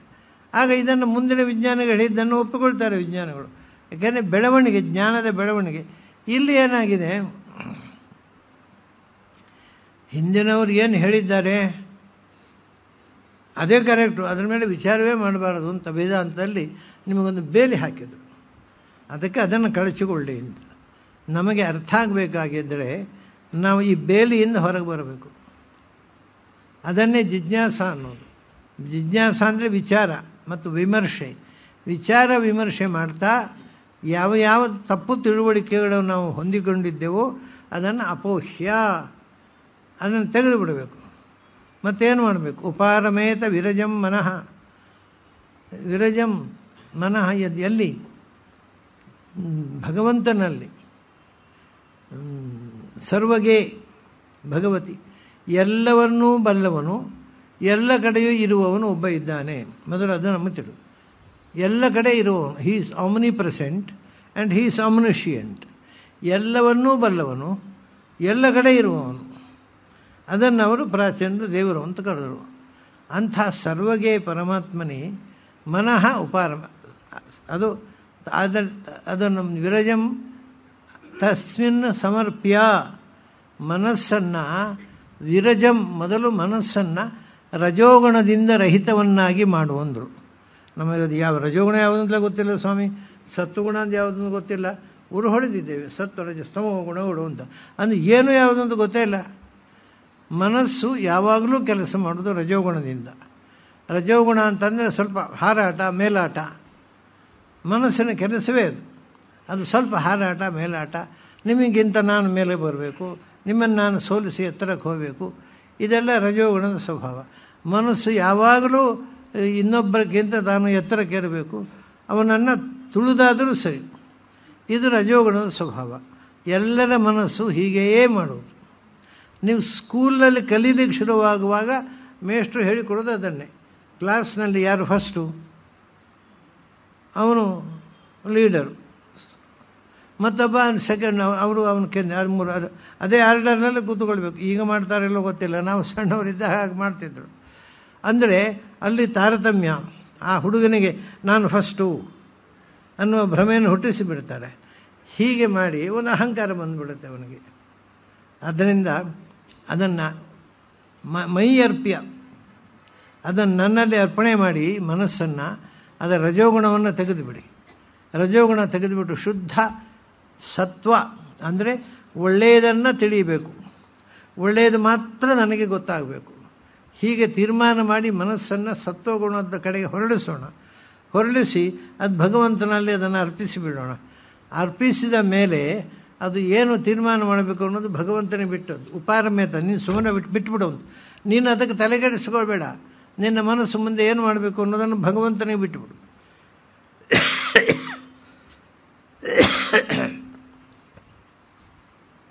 ಅದು ಏನು ತೊಂದರೆ ಇಲ್ಲದೆ ಭಗವಂತ ಅದಕ್ಕೆ ಪರಿಹಾರ ಕೊಡ್ತಾನೆ. ಹೀಗೆ ಹೇಳ್ತಾ ಅನೇಕ ವಿಷಯಗಳನ್ನು ಕೃಷ್ಣ ಹೇಳ್ತಾನೆ. ಮುಂದೆ ಇವನಿಗೆ ಒಂದು ಸಂಶಯ ಬಂತು. ಹೌದು, ಮನಸ್ಸನ್ನು ಭಗವಂತನಲ್ಲಿ ಅರ್ಪಿಸುವುದು ಅಂದರೆ ಏನು? ಭಕ್ತಿ ಮಾಡುವುದು ಅಂತಲ್ವ. ಮನಸ್ಸನ್ನು ಭಗವಂತನಲ್ಲಿ ಅರ್ಪಿಸುವುದಂದರೆ ದ್ವೇಷ ಮಾಡಿದರೂ ಮನಸ್ಸು ಭಗವಂತನಲ್ಲೇ ಇರುವುದು. ಅದನ್ನು ಭಗವಂತ ಅರ್ಪಿಸುವುದು ಅಂತ ಹೇಳುವುದಿಲ್ಲ. ಮೈ ಅರ್ಪಿಯ ಸರ್ವಗೆ, ಅದು ಎಲ್ಲ ಮನಸ್ಸನ್ನು ಭಗವಂತನಲ್ಲಿ ಅರ್ಪಿಸುವುದು ಅಂದರೆ ಮೂಲತಃ ಭಗವಂತನನ್ನು ನಂಬಿ ಭಗವಂತನ ಮಹಿಮೆಯನ್ನು ಅರಿತು ಭಗವಂತನಲ್ಲಿ ಭಕ್ತಿ ಮಾಡುವುದು. ಇದೇ ಬಂದದ್ದಲ್ಲಿಗೆ. ಉದ್ಧವ ಕೇಳ್ತಾನೆ, ನಿನ್ನನ್ನು ಭಕ್ತಿ ಮಾಡುವ ಲಕ್ಷಣ ಹೇಗೆ? ನಿಜವಾದ ಭಕ್ತರು ಅಂದರೆ ಏನು? ನನಗೆ ಅದನ್ನು ಹೇಳು. ಯಾಕೆಂದರೆ ನಿನ್ನ ಭಕ್ತರು ಹೇಗಿರಬೇಕು ಅಂತ ನಿನಗಿಂತ ಹೆಚ್ಚು ಚೆನ್ನಾಗಿ ಹೇಳುವವರು ಯಾರಿದ್ದಾರೆ? ಅವನು ಹೇಳ್ತಾನೆ, ತ್ವಂ ಬ್ರಹ್ಮ ಪರಮಂ ವ್ಯೋಮ ಪುರುಷಃ ಪ್ರಕೃತೇ ಪರಃ ಅವತೀರ್ಣೋಸಿ ಭಗವಾನ್. ನೀನು ಅಕ್ಷರಂ ಬ್ರಹ್ಮ ಪರಮಂ, ತ್ವಂ ಬ್ರಹ್ಮ ಪರಮಂ. ನೀನು ಬ್ರಹ್ಮ ಅಂತಂದರೆ ದೊಡ್ಡ ವಸ್ತು, ಪರಮಂ ಬ್ರಹ್ಮ ಅಂದರೆ ದೊಡ್ಡದರಲ್ಲಿ ಅದಕ್ಕಿಂತ ದೊಡ್ಡದು ಇನ್ನೊಂದಿಲ್ಲ. ಅಂಥ ಪರಾತ್ಪರ ವಸ್ತು ನೀನು. ಆಮೇಲೆ ನೀನು ಇನ್ನೊಂದೇನು ವ್ಯೋಮ. ವ್ಯೋಮ ಅಂತಂದರೆ ಎರಡು ಅರ್ಥ ಇದೆ. ವ್ಯೋಮ ಅಂದರೆ ವ್ಯೋತ, ಇಡೀ ಜಗತ್ತು ಯಾರಲ್ಲಿ ಅವಲಂಬಿಸಿದೆಯೋ ಅಂತಹ ಶ್ರೀ ತತ್ವಕ್ಕೂ ವ್ಯೋಮ ಅಂತ ಹೇಳ್ತಾರೆ. ನೀನು ಪರಮಂ ವ್ಯೋಮ, ಅವಳಿಗಿಂತ ದೊಡ್ಡವ ನೀನು. ಆಮೇಲೆ ಅಷ್ಟೇ ಅಲ್ಲ, ಪುರುಷಃ, ಪುರುಷ ಪ್ರಕೃತಿ ಅಂತ. ಅವಳು ಪ್ರಕೃತಿ, ನೀನು ಪುರುಷ. ಅಲ್ಲ, ಪ್ರಕೃತಿ ಮತ್ತು ಪುರುಷ ಒಟ್ಟಿಗೆ ಅಲ್ಲ ಜಗತ್ತು ಸೃಷ್ಟಿ ಮಾಡೋದು. ಅದರಲ್ಲಿ ಇವರು ಮೀಮಾಂಸಕರು ಇವರು ಹೇಳ್ತಾರೆ, ಸಾಂಖ್ಯರು ಏನು ಪ್ರಕೃತಿ ಕರ್ತೃ ಪುರುಷಸ್ತು ಪುಷ್ಕರ ಬಲಾಶವ ನಿರ್ಲಿಪ್ತ. ಎಲ್ಲ ಮಾಡುವುದು ಪ್ರಕೃತಿ. ಈ ಪುರುಷ ಇದ್ದಾನಲ್ಲ, ಅವನು ಸುಮ್ಮನೆ ಪ್ರಕೃತಿ ಏನು ಮಾಡ್ತಾರೆ ಅದನ್ನು ಕಣ್ಣು ನೋಡಿ ಕಣ್ಕೊಂಡ್ಬಿಟ್ಟು ಕೂತ್ಕೊಳ್ಳೋದು, ಅವನಿಗೆ ಏನೂ ಮಾಡಲಿಕ್ಕೆ ಬರೋದಿಲ್ಲ ಅಂತ ಸಾಂಖ್ಯರು ಹೇಳಿದರು. ಕೆಲವು ಮನೆಗಳಲ್ಲಿ ಇದು ಸತ್ಯ ಇರ್ಬೋದು, ಆದರೆ ಪ್ರಪಂಚಕ್ಕೆ ಎಲ್ಲ ಕರುಣೆ ಮಾಡಲಿಕ್ಕೆ ಆಗೋದಿಲ್ಲ. ಅವನು ಪುರುಷ ಗಂಡ ಕೈಗಟ್ಟಿ ಕೂತ್ಕೊಳ್ಳೋದಂತೆ, ಎಲ್ಲ ಕಾರ್ಯವಾರು ಪ್ರಕೃತಿ ನಟಿ ನಾಟ್ಯ ಮಾಡ್ತಾಳೆ ಅಂತ. ಅದನ್ನು ಕೃಷ್ಣ ತಮಾಷೆ ಮಾಡ್ತಾನೆ. ಇವನು ಉದ್ಧವ ಪ್ರಕೃತೇ ಪರಹ, ನೀನು ಸುಮ್ಮನೆ ಕೂಡೋನು, ಪ್ರಕೃತಿಯನ್ನು ನಿಯಂತ್ರಿಸುವವನು ನೀನು ಪುರುಷ. ಆದ್ದರಿಂದ ನಿನ್ನ ಭಕ್ತಿ ಅಂದರೆ ಏನು ಅನ್ನೋದು ನನಗೆ ಗೊತ್ತಾಗಬೇಕಾಗಿದ್ದರೆ ನೀನಲ್ಲದೆ ಇನ್ಯಾರು ಹೇಳಲಿಕ್ಕೆ ಸಾಧ್ಯ ಉಂಟು?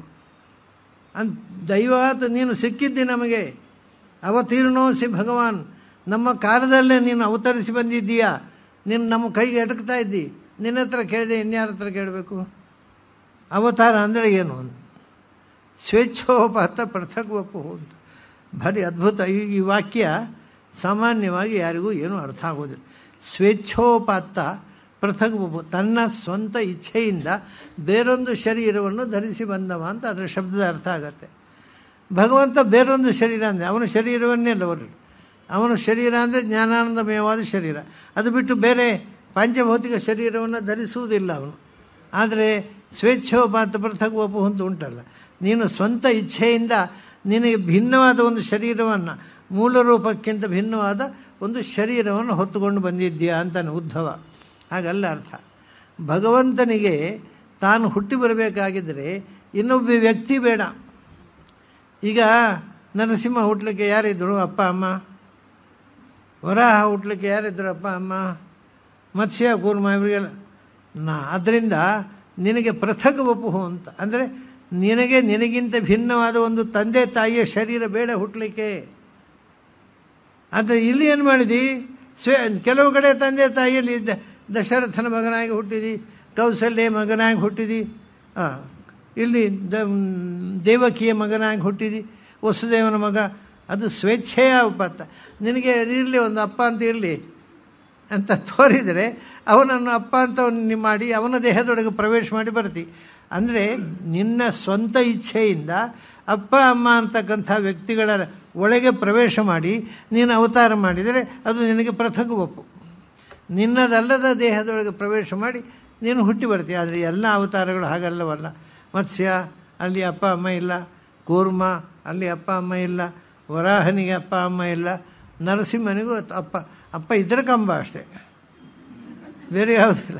ಹಾಗಾಗಿ ನೀನು ನಿಜವಾಗಿ ನಿನಗೆ ಪ್ರತ್ಯೇಕವಾಗಿ ನಿನಗೆ ತಂದೆ ತಾಯಿ ಅನ್ನೋ ಒಂದು ಶರೀರ ಬೇಡ.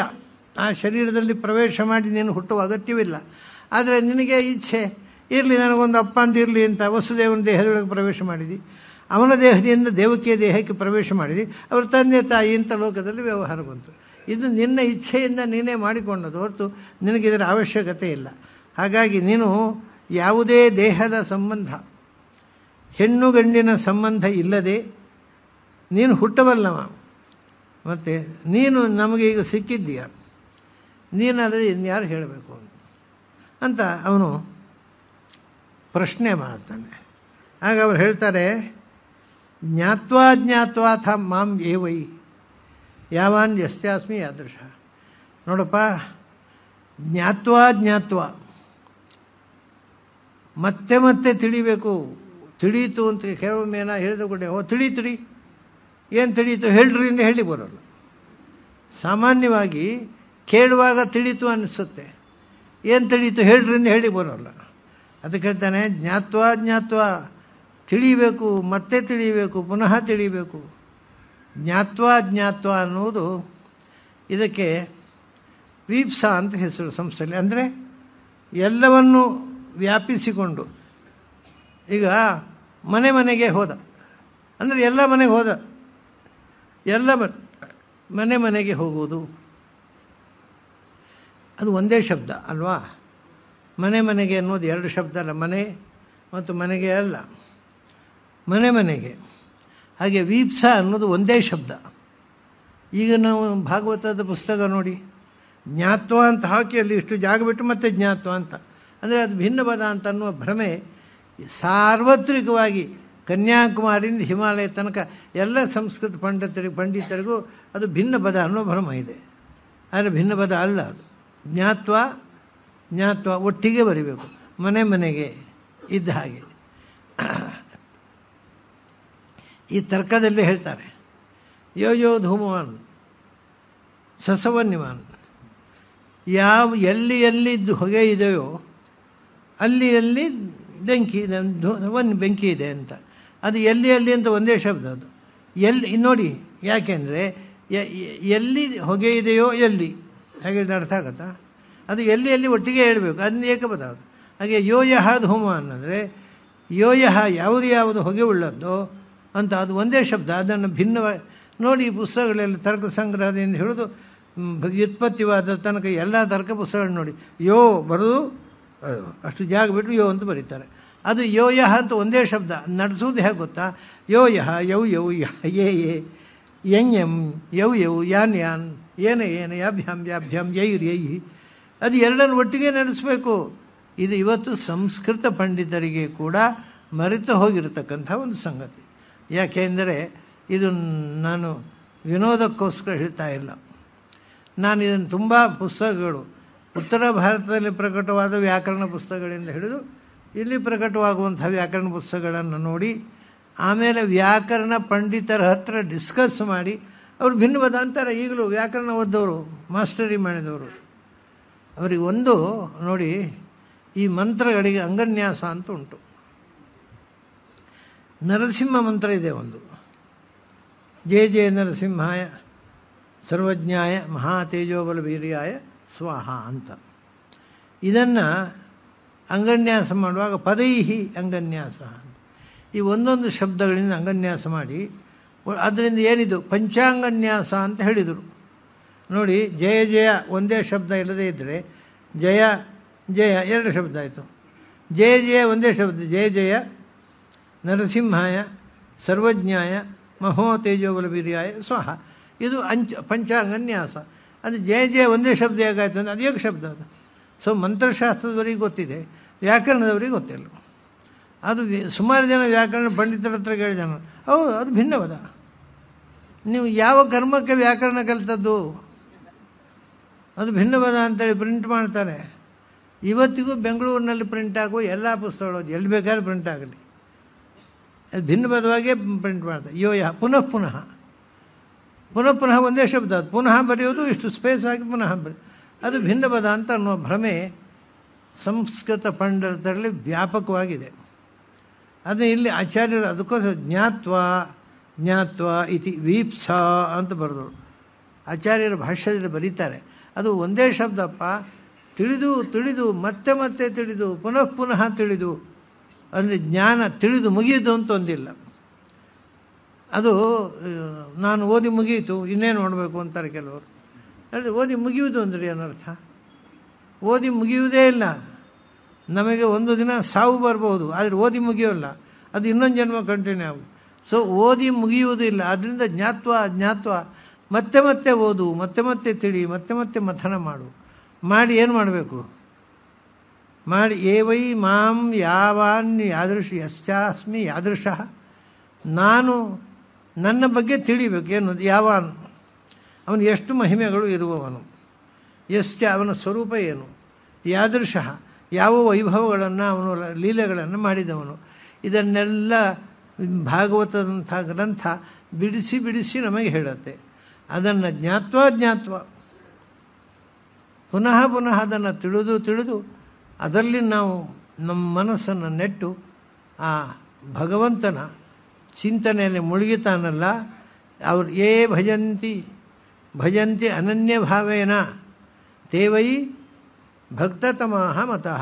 ಯಾರು ಹೀಗೆ ಅನನ್ಯ ಭಾವೇನ ಅಂದರೆ ಭಗವಂತನ ಅವನೋ ಇವನೋ ಅಂತ ಸಂಶಯ ಇದ್ದರೆ ಅದು ಅನ್ಯಭಾವ ಆಯಿತು. ಭಗವಂತನಲ್ಲಿ ಏಕನಿಷ್ಠೆ, ಏಕಭಕ್ತಿಯ ವಿಶಿಷ್ಯತೆ ಅಂತ ಗೀತೆಯಲ್ಲಿ ಹೇಳ್ತಾರೆ. ಅನನ್ಯಶ್ಚಿಂತೆಯಂತೋ ಮಾಂ ಗೀತೆಯಲ್ಲಿ ಹೇಳ್ತಾರೆ. ಇಲ್ಲೇ ಹೇಳ್ತಾರೆ ಅನನ್ಯ ಭಾವೇನ, ಒಂದೇ ಒಂದು ನಿಶ್ಚಿತವಾದ ನಿರ್ಧಾರದಿಂದ ಎಲ್ಲ ಜಗತ್ತಿನ ಒಡೆಯ ಭಗವಂತ ನಾರಾಯಣ ಅಂತ ಯಾರು ತಿಳ್ಕೊಳ್ತಾರೆ, ತೇವೈ ಭಕ್ತ ತಮಾಹ, ಅವರು ಶ್ರೇಷ್ಠ ಭಕ್ತರು. ಇಷ್ಟು ಹೇಳಿ ಅಧ್ಯಾತ್ಮದ ಬಗ್ಗೆ ಸುಮಾರು ಕೃಷ್ಣ ಮುಂದೆ ಒಂದು ಸಂಗತಿ ಈಗ ಏನು ಅಂದರೆ, ಇವನು ಕೇಳುತ್ತಾನೆ, ನೀನನ್ನು ಪೂಜೆ ಮಾಡಬೇಕು, ದೇವರನ್ನು ಪೂಜೆ ಮಾಡಬೇಕು ಅಂತ ಹೇಳ್ತೇವೆ ನಾವು.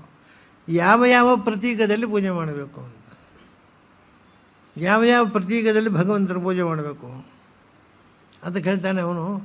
ಸೂರ್ಯ, ಅಗ್ನಿ, ಬ್ರಾಹ್ಮಣ, ಗಾವ, ವೈಷ್ಣವ, ಖಂ, ಮರುತ್, ಜಲಂ, ಭೂ, ಆತ್ಮ, ಸರ್ವಭೂತಾನಿ. ಇವು 11 ಪ್ರತೀಕಗಳಲ್ಲಿ ನನ್ನನ್ನು ಪೂಜೆ ಮಾಡ್ಬೋದು ಅಂತ. ಒಂದು ಸೂರ್ಯನಲ್ಲಿ, ಅದು ಸಾಮಾನ್ಯವಾಗಿ ಸೂರ್ಯನಾರಾಯಣನನ್ನು ಉಪನಯನ ಆದ ಹುಡುಗರೆಲ್ಲ ಸೂರ್ಯನನ್ನು ಗಾಯತ್ರಿಯಿಂದ ಉಪಾಸನೆ ಮಾಡ್ತಾರೆ. ಅದನ್ನು ಹೇಳ್ತೇವೆ. ಸೂರ್ಯನಲ್ಲಿ ಉಪಾಸನೆ ಮಾಡೋದು ಅಂದರೆ ಏನು ಮಾಡೋದ್ರಿ? ಪೂಜೆ ಮಾಡಬೇಕಂದ್ರೆ ಪೀಠದಲ್ಲೇ ತಂದಿಡಬೇಕಲ್ಲ. ಸೂರ್ಯನನ್ನು ಪೀಠದಲ್ಲೇ ತಂದಿಡೋದು ಹೇಗೆ? ಬೇಡ ಅಂದರು. ಸೂರ್ಯೇತು ವಿದ್ಯೆಯ ತ್ರಯ್ಯ. ನೀವು ವೇದ ಪಠನ, ಮುಖ್ಯವಾಗಿ ವೇದದ ಸಾರ ಯಾವುದು? ಗಾಯತ್ರಿ. ಗಾಯತ್ರಿಯಿಂದ ಭಗವಂತನನ್ನು ಆರಾಧನೆ ಮಾಡುವುದೇ ಸೂರ್ಯನಾರಾಯಣನ ಪೂಜೆ. ಆಮೇಲೆ ಇನ್ನೊಂದು ಸೂರ್ಯೋ ಅಗ್ನಿ. ಭಗವಂತನ ಇನ್ನೊಂದು ಪ್ರತೀಕ, ನಾವು ಅಗ್ನಿಯಲ್ಲಿ ಪ್ರತಿಷ್ಠೆ ಮಾಡಿ ಪೂಜೆ ಆಹುತಿ ಕೊಡ್ತೇವೆ. ಅದು ಇನ್ನೊಂದು ಬಗೆಯ ಭಗವಂತನ ಪೂಜೆ, ಅದು ಅಗ್ನಿ ನಾರಾಯಣನ ಪೂಜೆ. ಅಲ್ಲಿ ಹೇಗೆ ಮಾಡೋದು? ಇಲ್ಲಿ ಅಗ್ನಿ ಸಿಗುತ್ತೆ. ಸೂರ್ಯ ನಮಗೆ ಪೀಠದಲ್ಲಿ ಇಡ್ಲಿಕ್ಕೆ ಸಿಗೋಲ್ಲ. ಅಗ್ನಿಯನ್ನು ಪೀಠದಲ್ಲಿಟ್ಟರೆ ಪೀಠ ಸುಟ್ಟು ಹೋಗುತ್ತೆ. ಬಟ್ ಅಗ್ನಿಯನ್ನು ಪ್ರತಿಷ್ಠೆ ಮಾಡಲಿಕ್ಕೆ ಭೂಮಿಯಲ್ಲಿಟ್ಟು ಪೂಜೆ ಮಾಡಲಿಕ್ಕೆ ಬರುತ್ತೆ. ಅದಕ್ಕೆ ಅವನು ಯಾಕೆ ಅಗ್ನಿಯಲ್ಲಿ ಪೂಜೆ ಮಾಡುವಾಗ ಏನು ಮಾಡಬೇಕು? ಹವಿಷ ಅಗ್ನೋ ಯಜೇತಮ. ಅಗ್ನಿಯಲ್ಲಿ ಭಗವಂತನ ಪೂಜೆ ಮಾಡುವಾಗ ಒಂದು ವಿಶೇಷ ಏನು ಗೊತ್ತುಂಟ? ನೀವು ಏನು ಹವಿಸ್ಸನ್ನು ಆಹಾರವಾಗಿ ಉಪಯೋಗಿಸ್ತೀರಿ ಅದನ್ನು ಅಗ್ನಿ ಹಾಕಿ. ಅಂದರೆ ವಿಶೇಷ ಅದು. ಅಗ್ನಿ ನಮ್ಮ ಭೂಸ್ಥಾನದ ದೇವತೆ. ಒಂದು ತಮಾಷೆ ಏನು ಅಂದರೆ, ನೀವು ಯಾವುದೇ ಪ್ರತಿಮೆಗೆ ಸಮರ್ಪಣೆ ಮಾಡಿದರೆ ಆ ದೇವರು ತಿನ್ನೋಲ್ಲ, ಅದು ನಮಗೇ ಬರೋದು. ಮತ್ತು ನಾವೇ ಹಿಡ್ಕೊಂಡೋಗಿ ತಿನ್ನೋದು, ದೇವರಿಗೆ ತೋರಿಸೋದು, ಒಂದು ತುಳಸಿ ದಳ ಹಾಕೋದಷ್ಟೇ. ಅಗ್ನಿಗೆ ಹಾಗಲ್ಲ. ಅಗ್ನಯೇ ಸ್ವಾಹ, ಅಗ್ನಿ ಇದಂ ನಮಮ. ಅಗ್ನಿಗೆ ನೀವು ಆಹುತಿ ಕೊಟ್ಟರೆ ಅದನ್ನು ಅಗ್ನಿ ತಿಂದುಬಿಡ್ತಾನೆ. ಸೊ ನಮ್ಮ ಕಣ್ಣ ಮುಂದೆ ನಾವು ಕೊಟ್ಟದ್ದನ್ನು ತಿನ್ನುವ ದೇವರು ಅಗ್ನಿ. ಅದನ್ನು ಅವನಲ್ಲಿ ಆಹುತಿ ಕೊಟ್ಟು ಪೂಜೆ ಮಾಡಿ. ಅಗ್ನಿಯಲ್ಲಿರತಕ್ಕ ನಾರಾಯಣನನ್ನು ಎಲ್ಲ ಮಾಮು ಅಂತಾನೆ. ನಿಮಗೆ ಅಗ್ನಿಯನ್ನು ಪೂಜೆ ಮಾಡೋದಿಲ್ಲ. ಅದು ಅಗ್ನಿ ಅಂದರೆ ಎಂಥದ್ದು? ಅದು ಜಡವಾದ ಒಂದು ಬೆಂಕಿ. ಆ ಜಡವಾದ ಬೆಂಕಿಯಲ್ಲಿರ್ತಕ್ಕಂಥ ಒಂದು ದೇವತೆ ಅಗ್ನಿ. ಆ ಅಗ್ನಿಯಲ್ಲಿರ್ತಕ್ಕಂಥ ಪರದೇವತೆ ನಾರಾಯಣ. ಅವನನ್ನು ಪೂಜೆ ಮಾಡೋದು. ಹವಿಷ ಅಗ್ನ ಉಜ್ಜಿಹೋತಮ. ಆಯಿತು, ಸೂರ್ಯ ಅಗ್ನಿ. ಆಮೇಲೆ ಮೂರನೇದು ಪ್ರತೀಕ ಯಾವುದು ಅಂದರೆ ಬ್ರಾಹ್ಮಣ. ಪಚಿತಿ ಬಂತೀಗ. ಇದು ಬ್ರಾಹ್ಮಣ ಬುದ್ಧಿ. ಬ್ರಾಹ್ಮಣನನ್ನು ಪೂಜೆ ಮಾಡಿ ಅಂತ. ಅದೇನು ಶೂದ್ರದ ದೇವರ ಸೃಷ್ಟಿ ಅಲ್ವಾ? ಬ್ರಾಹ್ಮಣರನ್ನು ಪೂಜೆ ಮಾಡಿ ಅಂತ ಯಾಕೆ ಹೇಳ್ತಾನೆ ಕೃಷ್ಣ? ಪಾರ್ಶಿಯಾಲಿಟಿ ಅಲ್ವಾ ಇದು? ಅಲ್ಲ, ಇನ್ನೊಂದು ಉಂಟು, ಏನು ಗೋಬ್ರಾಹ್ಮಣ ಹಿತ ಆಯುಜ ಅಂತ. ಗೋವುಗಳಿಗೆ ಬ್ರಾಹ್ಮಣರಿಗೆ ಅಂತ. ಎಮ್ಮೆ ಅವನಿಗೆ ಹಿತ ಅಲ್ವಾ? ಕತ್ತೆ ಹಿತ ಅಲ್ವಾ? ಗೋವುಗಳು ಮಾತ್ರ. ಬ್ರಾಹ್ಮಣ ಬೇರೆ ಜಾತಿಯವರಿಗೆ ಏನು ಗತಿ? ಸೊ ಇದೆಲ್ಲ ಬ್ರಾಹ್ಮಣರು ಸೃಷ್ಟಿ ಮಾಡಿಕೊಂಡ ಒಂದು ಪುರಾಣ ಶ್ಲೋಕಗಳು ಅಂತ ಸಾಮಾನ್ಯ ಇವತ್ತು ಬುದ್ಧಿ ಇದೆ ಅಂತ ತಿಳ್ಕೊಂಡವ್ರು ಮಾತಾಡ್ತಾರೆ. ದೇವರ ದಯದಿಂದ ಅವರಿಗೆ ಅದನ್ನು ಅರ್ಥ ಮಾಡಿಕೊಳ್ಳೋ ಬುದ್ಧಿಯೇ ಇಲ್ಲ. ಆದರೆ ನಾವು ಬುದ್ಧಿವಂತರು, ಬುದ್ಧಿಜೀವಿಗಳು ಅಂತ ತಿಳ್ಕೊಂಡು ಹೀಗೆ ಕಮೆಂಟ್ ಮಾಡ್ತಾರೆ. ಬ್ರಾಹ್ಮಣ ಅಂದರೆ ಯಾರು? ಬ್ರಾಹ್ಮಣ ಅಂದರೆ ಅದಕ್ಕೆ ಮುಂದೆ ಅದನ್ನೇ ಪೂಜೆ ಮಾಡುವಾಗ ವಿಪ್ರಾಗ್ರಿಯೇ ಅಂತ ಹೇಳ್ತಾರೆ. ಬ್ರಾಹ್ಮಣರನ್ನು ಅಂದರೆ ವಿಪ್ರರನ್ನು ಅಂತ. ಅಯ್ಯೋ ಗೊತ್ತಪ್ಪ, ನಮ್ಮಲ್ಲಿ ವಿಪ್ರ ಸಂಘ ಅಂತ ಸುಮಾರು ಉಂಟು. ಎಲ್ಲ ವಿಪ್ರರೇ. ನಾವು ವಿಪ್ರರು ಅಂತ ಆಗಬೇಕಾದ್ರೆ ಏನಾಗಬೇಕು? ಬ್ರಾಹ್ಮಣರು ಅಂತ ಅನಿಸ್ಕೊಳ್ಬೇಕಾದ್ರೆ ಏನಾಗಬೇಕು? ಕೃಷ್ಣನ ಡೆಫಿನೇಷನ್ನು ಬೇರೆ. ಬ್ರಾಹ್ಮಣ ಅಂದರೆ ಬ್ರಹ್ಮ ಅಣತೀತಿ ಬ್ರಾಹ್ಮಣ. ಯಾರು ಭಗವಂತನನ್ನು ತಿಳಿದಿದ್ದಾನೆ ಅವನು ಬ್ರಾಹ್ಮಣ.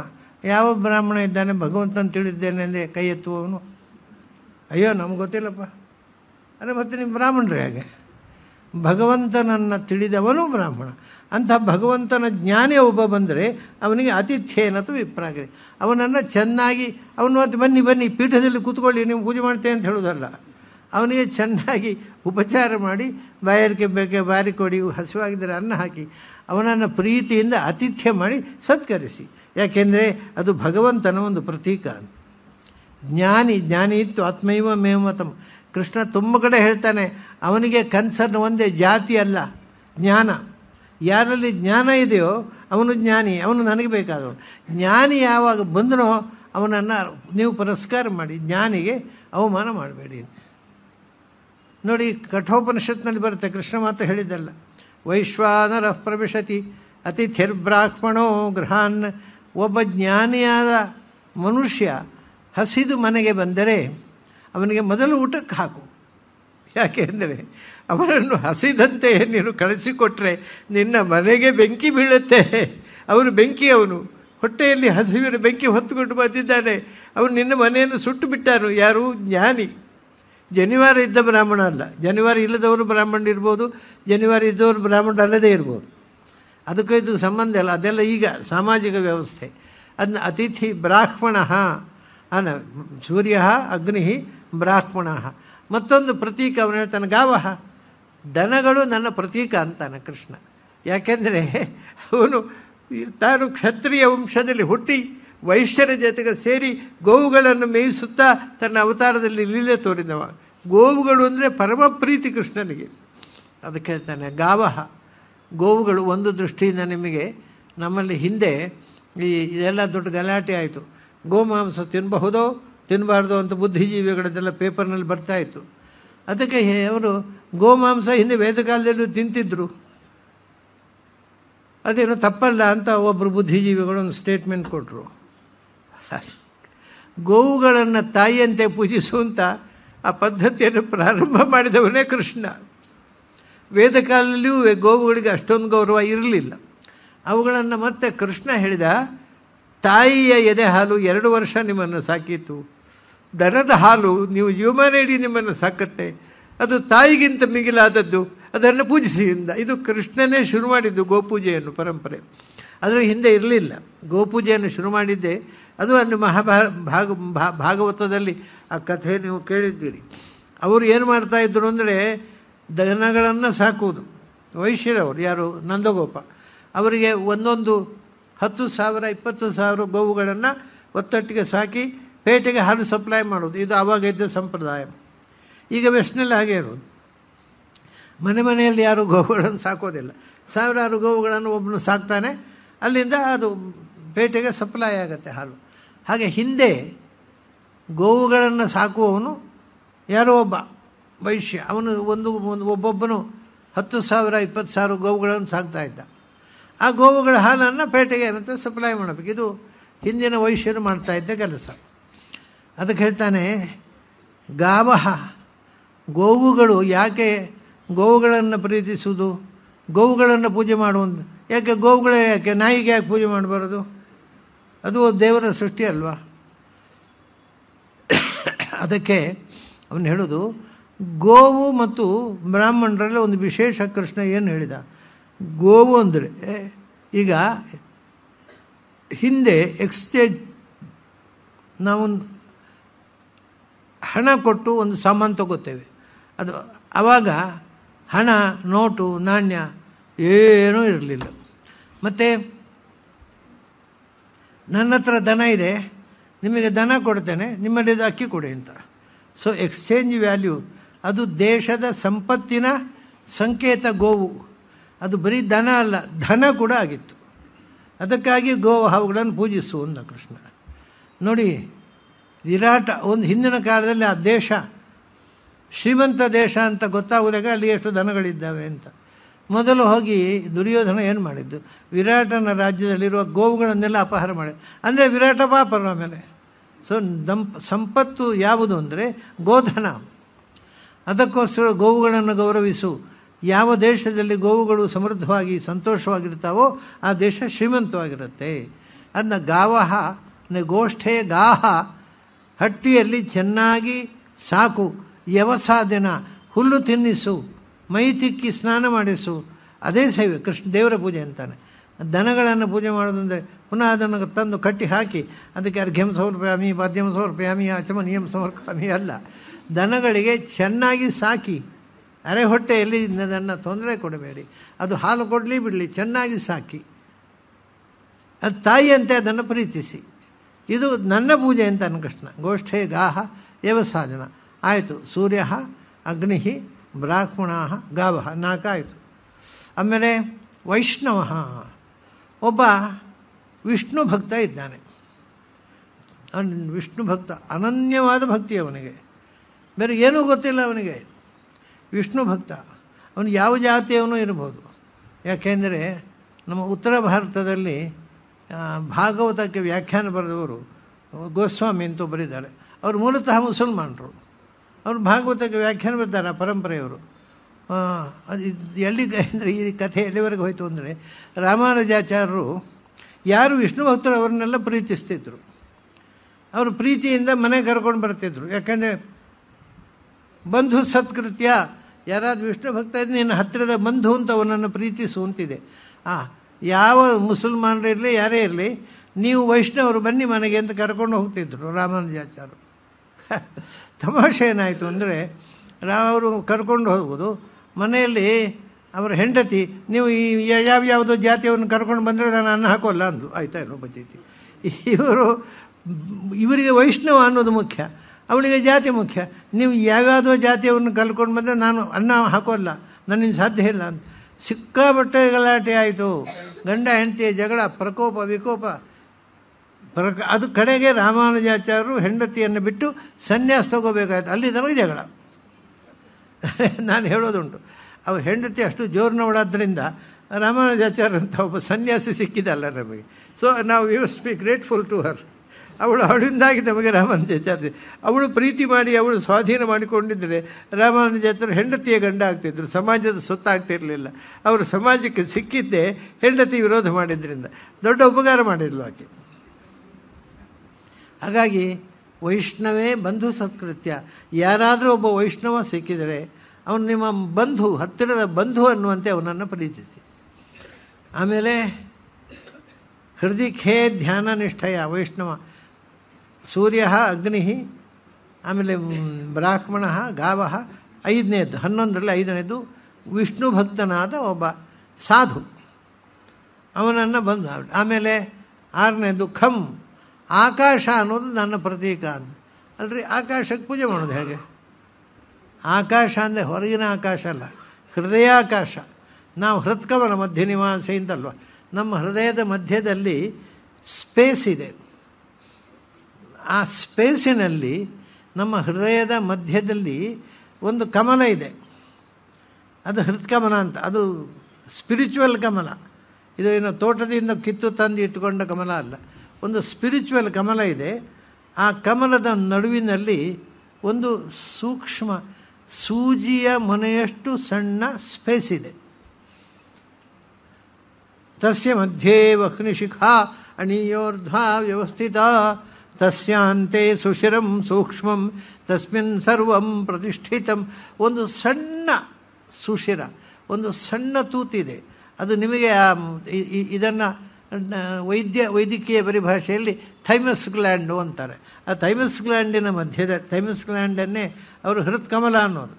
ಯಾಕೆಂದರೆ ಆ ಮಾಂಸಪಿಂಡ ಉಂಟಲ್ವ, ಅದು ಹೀಗೆ ಕೆಳಮುಖವಾಗಿ ಕಮಲ, ಮೊಗ್ಗು ಕಮಲದ ಹೇಗಿರುತ್ತೆ ಹಾಗಿದೆ ಥೈಮಸ್ ಗ್ಲ್ಯಾಂಡ್.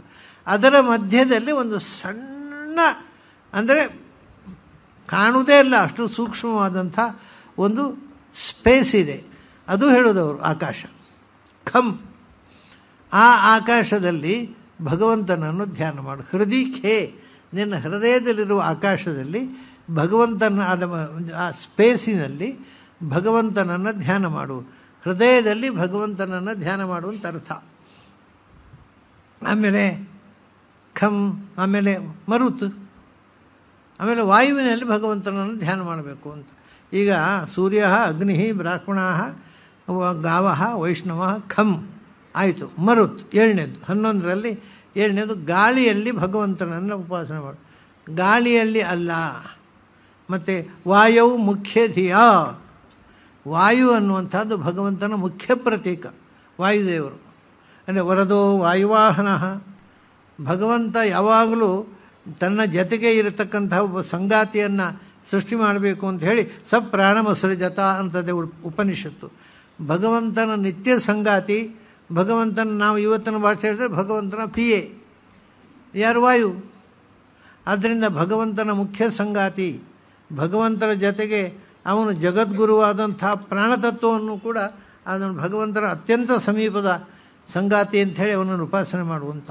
ಅದನ್ನು ನೋಡಿ ಮಹಾಭಾರತದಲ್ಲಿ ಆ ವಾಯುತತ್ವದ ಬಗ್ಗೆ ಒಂದು ಅದ್ಭುತವಾದ ಶ್ಲೋಕ ಇದೆ ಮಹಾಭಾರತದಲ್ಲಿ. ವಾಯುರ್ಭೀಮೋ ಭೀಮನಾದ, ಸಾಮಾನ್ಯ ಅನೇಕ ಜನರಿಗೆ ಬರುತ್ತೆ, ಅದು ಪ್ರಸಿದ್ಧ ಶ್ಲೋಕ. ವಾಯುರ್ಭೀಮೋ ಭೀಮನಾದೋ ಮಹೋಜಾಹ ಸರ್ವೇಷಾಂಚ ಪ್ರಾಣಿನಾಂ ಪ್ರಾಣಭೂತಃ ಅನಾವರ್ತಿರ್ದೇಹಿನಾಂ ದೇಹಪಾತೆ ತಸ್ಮಾದ್ ವಾಯು ದೇವದೇವೋ ವಿಶಿಷ್ಟ. ದೇವತೆಗಳಲ್ಲೇ ಹಿರಿಯನಾದವನು ವಾಯು. ಯಾಕೆ ಅಂದರೆ ಅದೇ ಹೇಳೋದು, ಮೊದಲನೇದು ಬಿಡಿ, ವಾಯು ಯಾಕೆ ಅಂದರೆ ಅನಾವೃತ್ತಿ ದೇಹಿನಾಂ ದೇಹಪಾತೆ. ಈ ಜೀವದ ದೇಹ ಬಿದ್ದಾಗ ಅದು ಯಾಕೆ ಬಿತ್ತು ಅಂದರೆ ಅನಸ್ಯ ಆವೃತ್ತಿ, ಅಲ್ಲಿ ವಾಯುದೇವರಿಲ್ಲ, ವಾಯುದೇವರು ಹೊರಟೋದ್ರು, ಇದು ಬಿತ್ತು. ವಾಯುದೇವರು ಇರುವಷ್ಟು ಕಾಲ ಓಡಾಡ್ತಿತ್ತು. ಸೊ ಅನಸ್ಯ ಆವೃತ್ತಿ ದೇಹಪಾತೆ ಕಾರಣ. ಈ ದೇಹ ಕೆಳಕ್ಕೆ ಬಿದ್ದಿತು. ಯಾಕೆ ಅಂದರೆ ವಾಯುದೇವರು ಹೊರಟೋದು, ಅನಸ್ಯ, ಅಲ್ಲಿ ಪ್ರಾಣದೇವರು ಇಲ್ಲ. ಅದು ಜೀವ ಇದ್ದರೆ ಉಪಯೋಗ ಇಲ್ಲ, ಪ್ರಾಣದೇವರು ಇದ್ದರೆ ಚಲಿಸುವುದು. ಆಯಿತು, ಮತ್ತು ಆ ಪ್ರಾಣದೇವರು ಎಲ್ಲಿ ಹೋದರು? ಅನಸ್ಯ ಆವೃತ್ತಿ ಆಯಿತು. ಜೀವ ಎಲ್ಲಿ ಹೋಗ್ತಾನೋ ಅವನ ಜೊತೆಗೆ ಆ ಪ್ರಾಣದೇವರು ಹೋಗಿ ಇನ್ನೊಂದು ದೇಹದಲ್ಲಿ ಅವನನ್ನು ಹುಟ್ಟಿಸ್ತಾರೆ. ಆಯಿತು, ಇನ್ನೊಂದು ಕಡೆ ಹುಟ್ಟಲಿಕ್ಕಿಲ್ಲ, ಮೋಕ್ಷಕ್ಕೆ ಹೋಗುವಾಗ ಅನಾವೃತ್ತಿ, ಮತ್ತೆ ಮರಳಿ ಬರದಂತೆ ಅವನನ್ನು ಭಗವಂತ. ಹೀಗೆ ಅನಾವೃತ್ತಿ ಅನ್ನೋದು 3 ಅರ್ಥಗಳಲ್ಲಿ ತೆರೆಕೊಂಡು ಅದು ಎಲ್ಲಕ್ಕೂ ಕಾರಣ ವಾಯುದೇವರು ಅನ್ನೋದು ಬಹಳ ಮಹತ್ವದ ವರ್ಣನೆ. ಆದ್ದರಿಂದ ವಾಯುವು ಮುಖ್ಯ ಧ್ಯೇಯ. ಭಗವಂತನ ಪ್ರತೀಕಗಳಲ್ಲಿ ಅತ್ಯಂತ ಮುಖ್ಯವಾದ ಪ್ರತೀಕ ವಾಯು ಅಂತ ತಿಳ್ಕೊಂಡು ಮಾಡು. ಆಮೇಲೆ ಮರುತ್ ಜಲಂ, ನೀರಿನಲ್ಲಿ ಭಗವಂತನ ಪ್ರತೀಕ. ನೀರಿನಲ್ಲಿ ಹೇಗಿದೆ? ತೋಯೇ ದ್ರವ್ಯೈ ತೋಯ ಪರಸ್ಕೃತೈ. ನೀರಿನಲ್ಲಿ ನಾವು ದೇವರಿಗೆ ಪೂಜೆ ಮಾಡುವಾಗ ನಮಗೆ ಉದ್ಧರಣೆ ಬೇಕೇ ಬೇಕು, ಹೌದಾ? ಅರಿಕೆ ಕೊಡಬೇಕಾದ್ರೆ ನೀರು, ಸಂಕಲ್ಪ ಮಾಡಬೇಕಾದ್ರೆ ನೀರು. ನೀರಿನ ಮೂಲಕ ಭಗವಂತನಿಗೆ ಪುಷ್ಪಾದಿಗಳ ಅರ್ಚನೆ ಉಂಟಲ್ವ, ಅದು ನೀರಿನಲ್ಲಿರ್ತಕ್ಕ ಭಗವಂತನ ಪೂಜೆ. ಆಮೇಲೆ ಸ್ಥಂಡಿಲೆ ಮಂತ್ರ ಹೃದಯ, ಭೂಮಿಯಲ್ಲಿ ಪೂಜೆ ಅಂತಾರೆ. ಭೂಮಿಯಲ್ಲಿ ಅಂದರೆ ಭೂಮಿಯಲ್ಲಿ ಒಂದು ಮಂಡಲ ಬಿಡಿಸ್ಬೇಕು, ಸ್ಥಂಡಿಲ. ಭಗವಂತನ ಸ್ಥಂಡಿಲ ಅಂದರೆ ಒಂದು ಅಲ್ಲಿ ಬಳಸ್ತಾರಲ್ಲ, ಪದ್ಮ ಚಿಹ್ನೆ, ಪದ್ಮಾಕಾರ, ಈ ಏನು ಒಂದು ಮಂಡಲ ಬೇರೆ ಬೇರೆ ಶಾಸ್ತ್ರ ಹೇಳಿದ್ದಾರೆ. ಆ ಮಂಡಲ ಬಿಡಿಸಿ ಅದರಲ್ಲಿ ಅರ್ಚನೆ ಮಾಡೋದು ಭೂಮಿಯಲ್ಲಿ. ಯಾವುದರಿಂದ? ಮಂತ್ರ ಹೃದಯ. ಹೃದಯ ಅಂದರೆ ನಮ ಶಬ್ದ. ಸಂಸ್ಕೃತದಲ್ಲಿ ಹೃದಯ ಅಂದರೆ, ಯಾಕೆಂದರೆ ಹೃದಯಾಯ ನಮಃ ಶಿರಸೆ ಸ್ವಾಹ, ಹೃದಯದಲ್ಲಿ ನಾವು ನಮಶಬ್ದದಿಂದ ನ್ಯಾಸ ಮಾಡೋದು, ಅದನ್ನು ಹೃದಯ ಅಂದರೆ ನಮಶಬ್ದ. ಮಂತ್ರ ಹೃದಯ ನಮಶಬ್ದದಿಂದ ಕೂಡಿದ ಮಂತ್ರ ಅಂದರೆ ಕೇಶವಾಯ ನಮಃ, ನಾರಾಯಣಾಯ ನಮಃ, ಮಾಧವಾಯ ನಮಃ. ಇದು ಭೂಮಿಯಲ್ಲಿ ಪೂಜೆ ಮಾಡುವಾಗ ನಮಶಬ್ದದಿಂದ ಕೂಡಿದ ನಾಮಗಳಿಂದ ಪೂಜೆ ಮಾಡು. ಆಮೇಲೆ ಆತ್ಮ ಭೋಗೈ ಆತ್ಮನಮಾತ್ಮನಿ, ನಿನ್ನಲ್ಲಿ ಪೂಜೆ ಮಾಡು. ನಿನ್ನ ಶರೀರದಲ್ಲಿ ಭಗವಂತ ಇದ್ದಾನೆ, ನೀನೇ ಭಗವಂತನ ಪ್ರತಿಮೆ ಎಂದರು. ಅದೇನು ಮಾಡಬೇಕು? ಚೆನ್ನಾಗಿ ಊಟ ಮಾಡು.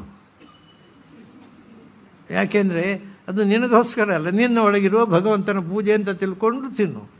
ಅದು ಭಗವಂತನ ಪೂಜೆ. ಭೋಗೈ ಆತ್ಮನಿ, ಭಗವಂತನ ಜೀವನ ಶರೀರದಲ್ಲಿ ಭಗವಂತ ಇದ್ದಾನೆ. ಆದ್ದರಿಂದ ಈ ದೇಹವನ್ನು ಅಲಕ್ಷ್ಯ ಮಾಡಬೇಡ, ಪ್ರೀತಿಯಿಂದ ಈ ದೇಹವನ್ನು ರಕ್ಷಿಸು. ಯಾಕೆಂದರೆ ಇದು ಭಗವಂತನ ಪ್ರತಿಮೆ, ಇಲ್ಲಿ ಒಳಗೆ ಭಗವಂತ ಇದ್ದಾನೆ.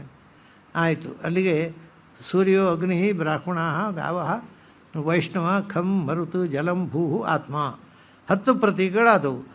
ಆಮೇಲೆ ಸರ್ವಭೂತಾನಿ, ಜಗತ್ತಿನಲ್ಲಿ ಇರತಕ್ಕಂಥ ಪ್ರತಿಯೊಬ್ಬ ಜೀವಿಯೂ ಭಗವಂತನ ಪ್ರತಿಮೆ ಅಂದರು. ಅದು ಹೇಗೆ ಪೂಜೆ ಮಾಡಬೇಕು ಅಂದರೆ ಕ್ಷೇತ್ರಜ್ಞಂ ಸರ್ವಭೂತೇಷು ಸಮತ್ವೇನ ಯಜೇತ್ ಮಾಂ. ಎಲ್ಲ ಪ್ರಾಣಿಗಳಲ್ಲೂ ಭಗವಂತ ಇದ್ದಾನೆ ಅಂತರ್ಯಾಮಿಯಾಗಿ. ಆದರೆ ಆ ಭಗವಂತ, ನಾಯಿಯಲ್ಲಿರೋ ಭಗವಂತ ಕೀಳು, ದನದಲ್ಲಿರೋ ಭಗವಂತ ಶ್ರೇಷ್ಠ, ಹೀಗೆ ಮಾಡಬೇಡ. ಭಗವಂತ ಎಲ್ಲ ಕಡೆ ಇರುವವನು ಸಮತ್ವೇನ, ಎಲ್ಲ ಕಡೆಯೂ ಸರ್ವಸಮರ್ಥನಾದ ಭಗವಂತ. ಆ ಮೀಡಿಯಂ ಬೇಕಾದ್ರೆ ಅಶುದ್ಧ ಇರಬಹುದು, ಆದರೆ ಭಗವಂತ ಅಶುದ್ಧ ಆಗೋದಿಲ್ಲ. ಸಮಸ್ತ ಪ್ರಾಣಿಯಲ್ಲಿ, ಸಮಸ್ತ ಜೀವರಲ್ಲಿ ಭಗವಂತನ ಸನ್ನಿಧಾನ ಮತ್ತು ಎಲ್ಲ ಕಡೆಯೂ ಭಗವಂತನು ಸರ್ವಸಮರ್ಥ ಸಂಪೂರ್ಣ ಅಂತ ಉಪಾಸನೆ ಮಾಡು. ಹೀಗೆ 11 ಕಡೆಯಲ್ಲಿ ನನ್ನ ಪ್ರತಿಮೆಯಲ್ಲಿ ನೀನು ಭಗವಂತನನ್ನು ಪೂಜೆ ಮಾಡಬಹುದು ಅಂತ ಉದ್ಧವನಿಗೆ ಸ್ವತಃ ಕೃಷ್ಣನೇ ಹೇಳಿರತಕ್ಕಂಥ ಭಾಗ. ಇಲ್ಲಿಗೆ ಇವತ್ತಿನ ಚಿಂತನೆಯನ್ನು ಮುಗಿಸೋಣ. ಯಾಕೆಂದರೆ ಆಯಿತು, ಸಮಯ ಆಗೋಯ್ತು. ನನಗೆ ಹೆದರಿಕೆ ಇತ್ತು ಇವತ್ತು, ನನಗೆ ಆರೋಗ್ಯ ಕೆಟ್ಟಿತ್ತು. ನನಗೆ ಮಾತಾಡಲಿಕ್ಕೆ ಆಗುತ್ತೋ ಇಲ್ವೋ ಅಥವಾ ಏನು ಪ್ರಾಬ್ಲಮ್ ಆಗುತ್ತೋ ಅಂತ ತುಂಬ ಹೆದರಿದ್ದೆ. ಅದು ಗೊತ್ತಾಯಿತು ಕೃಷ್ಣನಿಗೆ. ಹೆದರಬೇಡ, ನಾನು ಹೇಳಿಸ್ತೇನೆ, ನೀನು ಹೇಳ್ಬೋದು. ಅವನು ಹೇಳಿಸಿದ, ನಾನು ಹೇಳ್ತಾ ಬಂದೆ. ಕೂತು ಹೇಳಲಿಕ್ಕೆ ಶುರು ಮಾಡಿದ ಮೇಲೆ ಏನೂ ತೊಂದರೆ ಆಗಲಿಲ್ಲ. ಅದು ಇಲ್ಲಿ ಬರೋ ತನಕ ನನಗೆ ಧೈರ್ಯ ಇರಲಿಲ್ಲ. ಅಲ್ಲಿ ನಾನು ಆಫೀಸ್ನಲ್ಲಿ ಕಣ್ಮುಚ್ಚಿ ಕೂತ್ಕೊಂಡಿದ್ದೆ. ತುಂಬ ಸುಸ್ತಿತ್ತು, ತುಂಬ ಆಯಾಸ. ಆದರೆ ಕೃಷ್ಣ ಅದನ್ನೆಲ್ಲ ಪರಿಹಾರ ಮಾಡಿ ನಮಗೆ ಮಾತಾಡಲಿಕ್ಕೆ ಅವಕಾಶ ಮಾಡಿಕೊಟ್ಟ. ಅಂಥ ಕೃಷ್ಣನಿಗೆ ನಮ್ಮ ಕೃತಜ್ಞತೆಯನ್ನು, ಪ್ರಣಾಮಗಳನ್ನು ಸಲ್ಲಿಸಿ ಇವತ್ತಿನ ಈ ಪ್ರವಚನವನ್ನು ಮುಗಿಸೋಣ. ನಿಮಗೆಲ್ಲ ಅಭಿನಂದನೆಗಳು ಮತ್ತು ಅಭಿವಂದನೆಗಳು.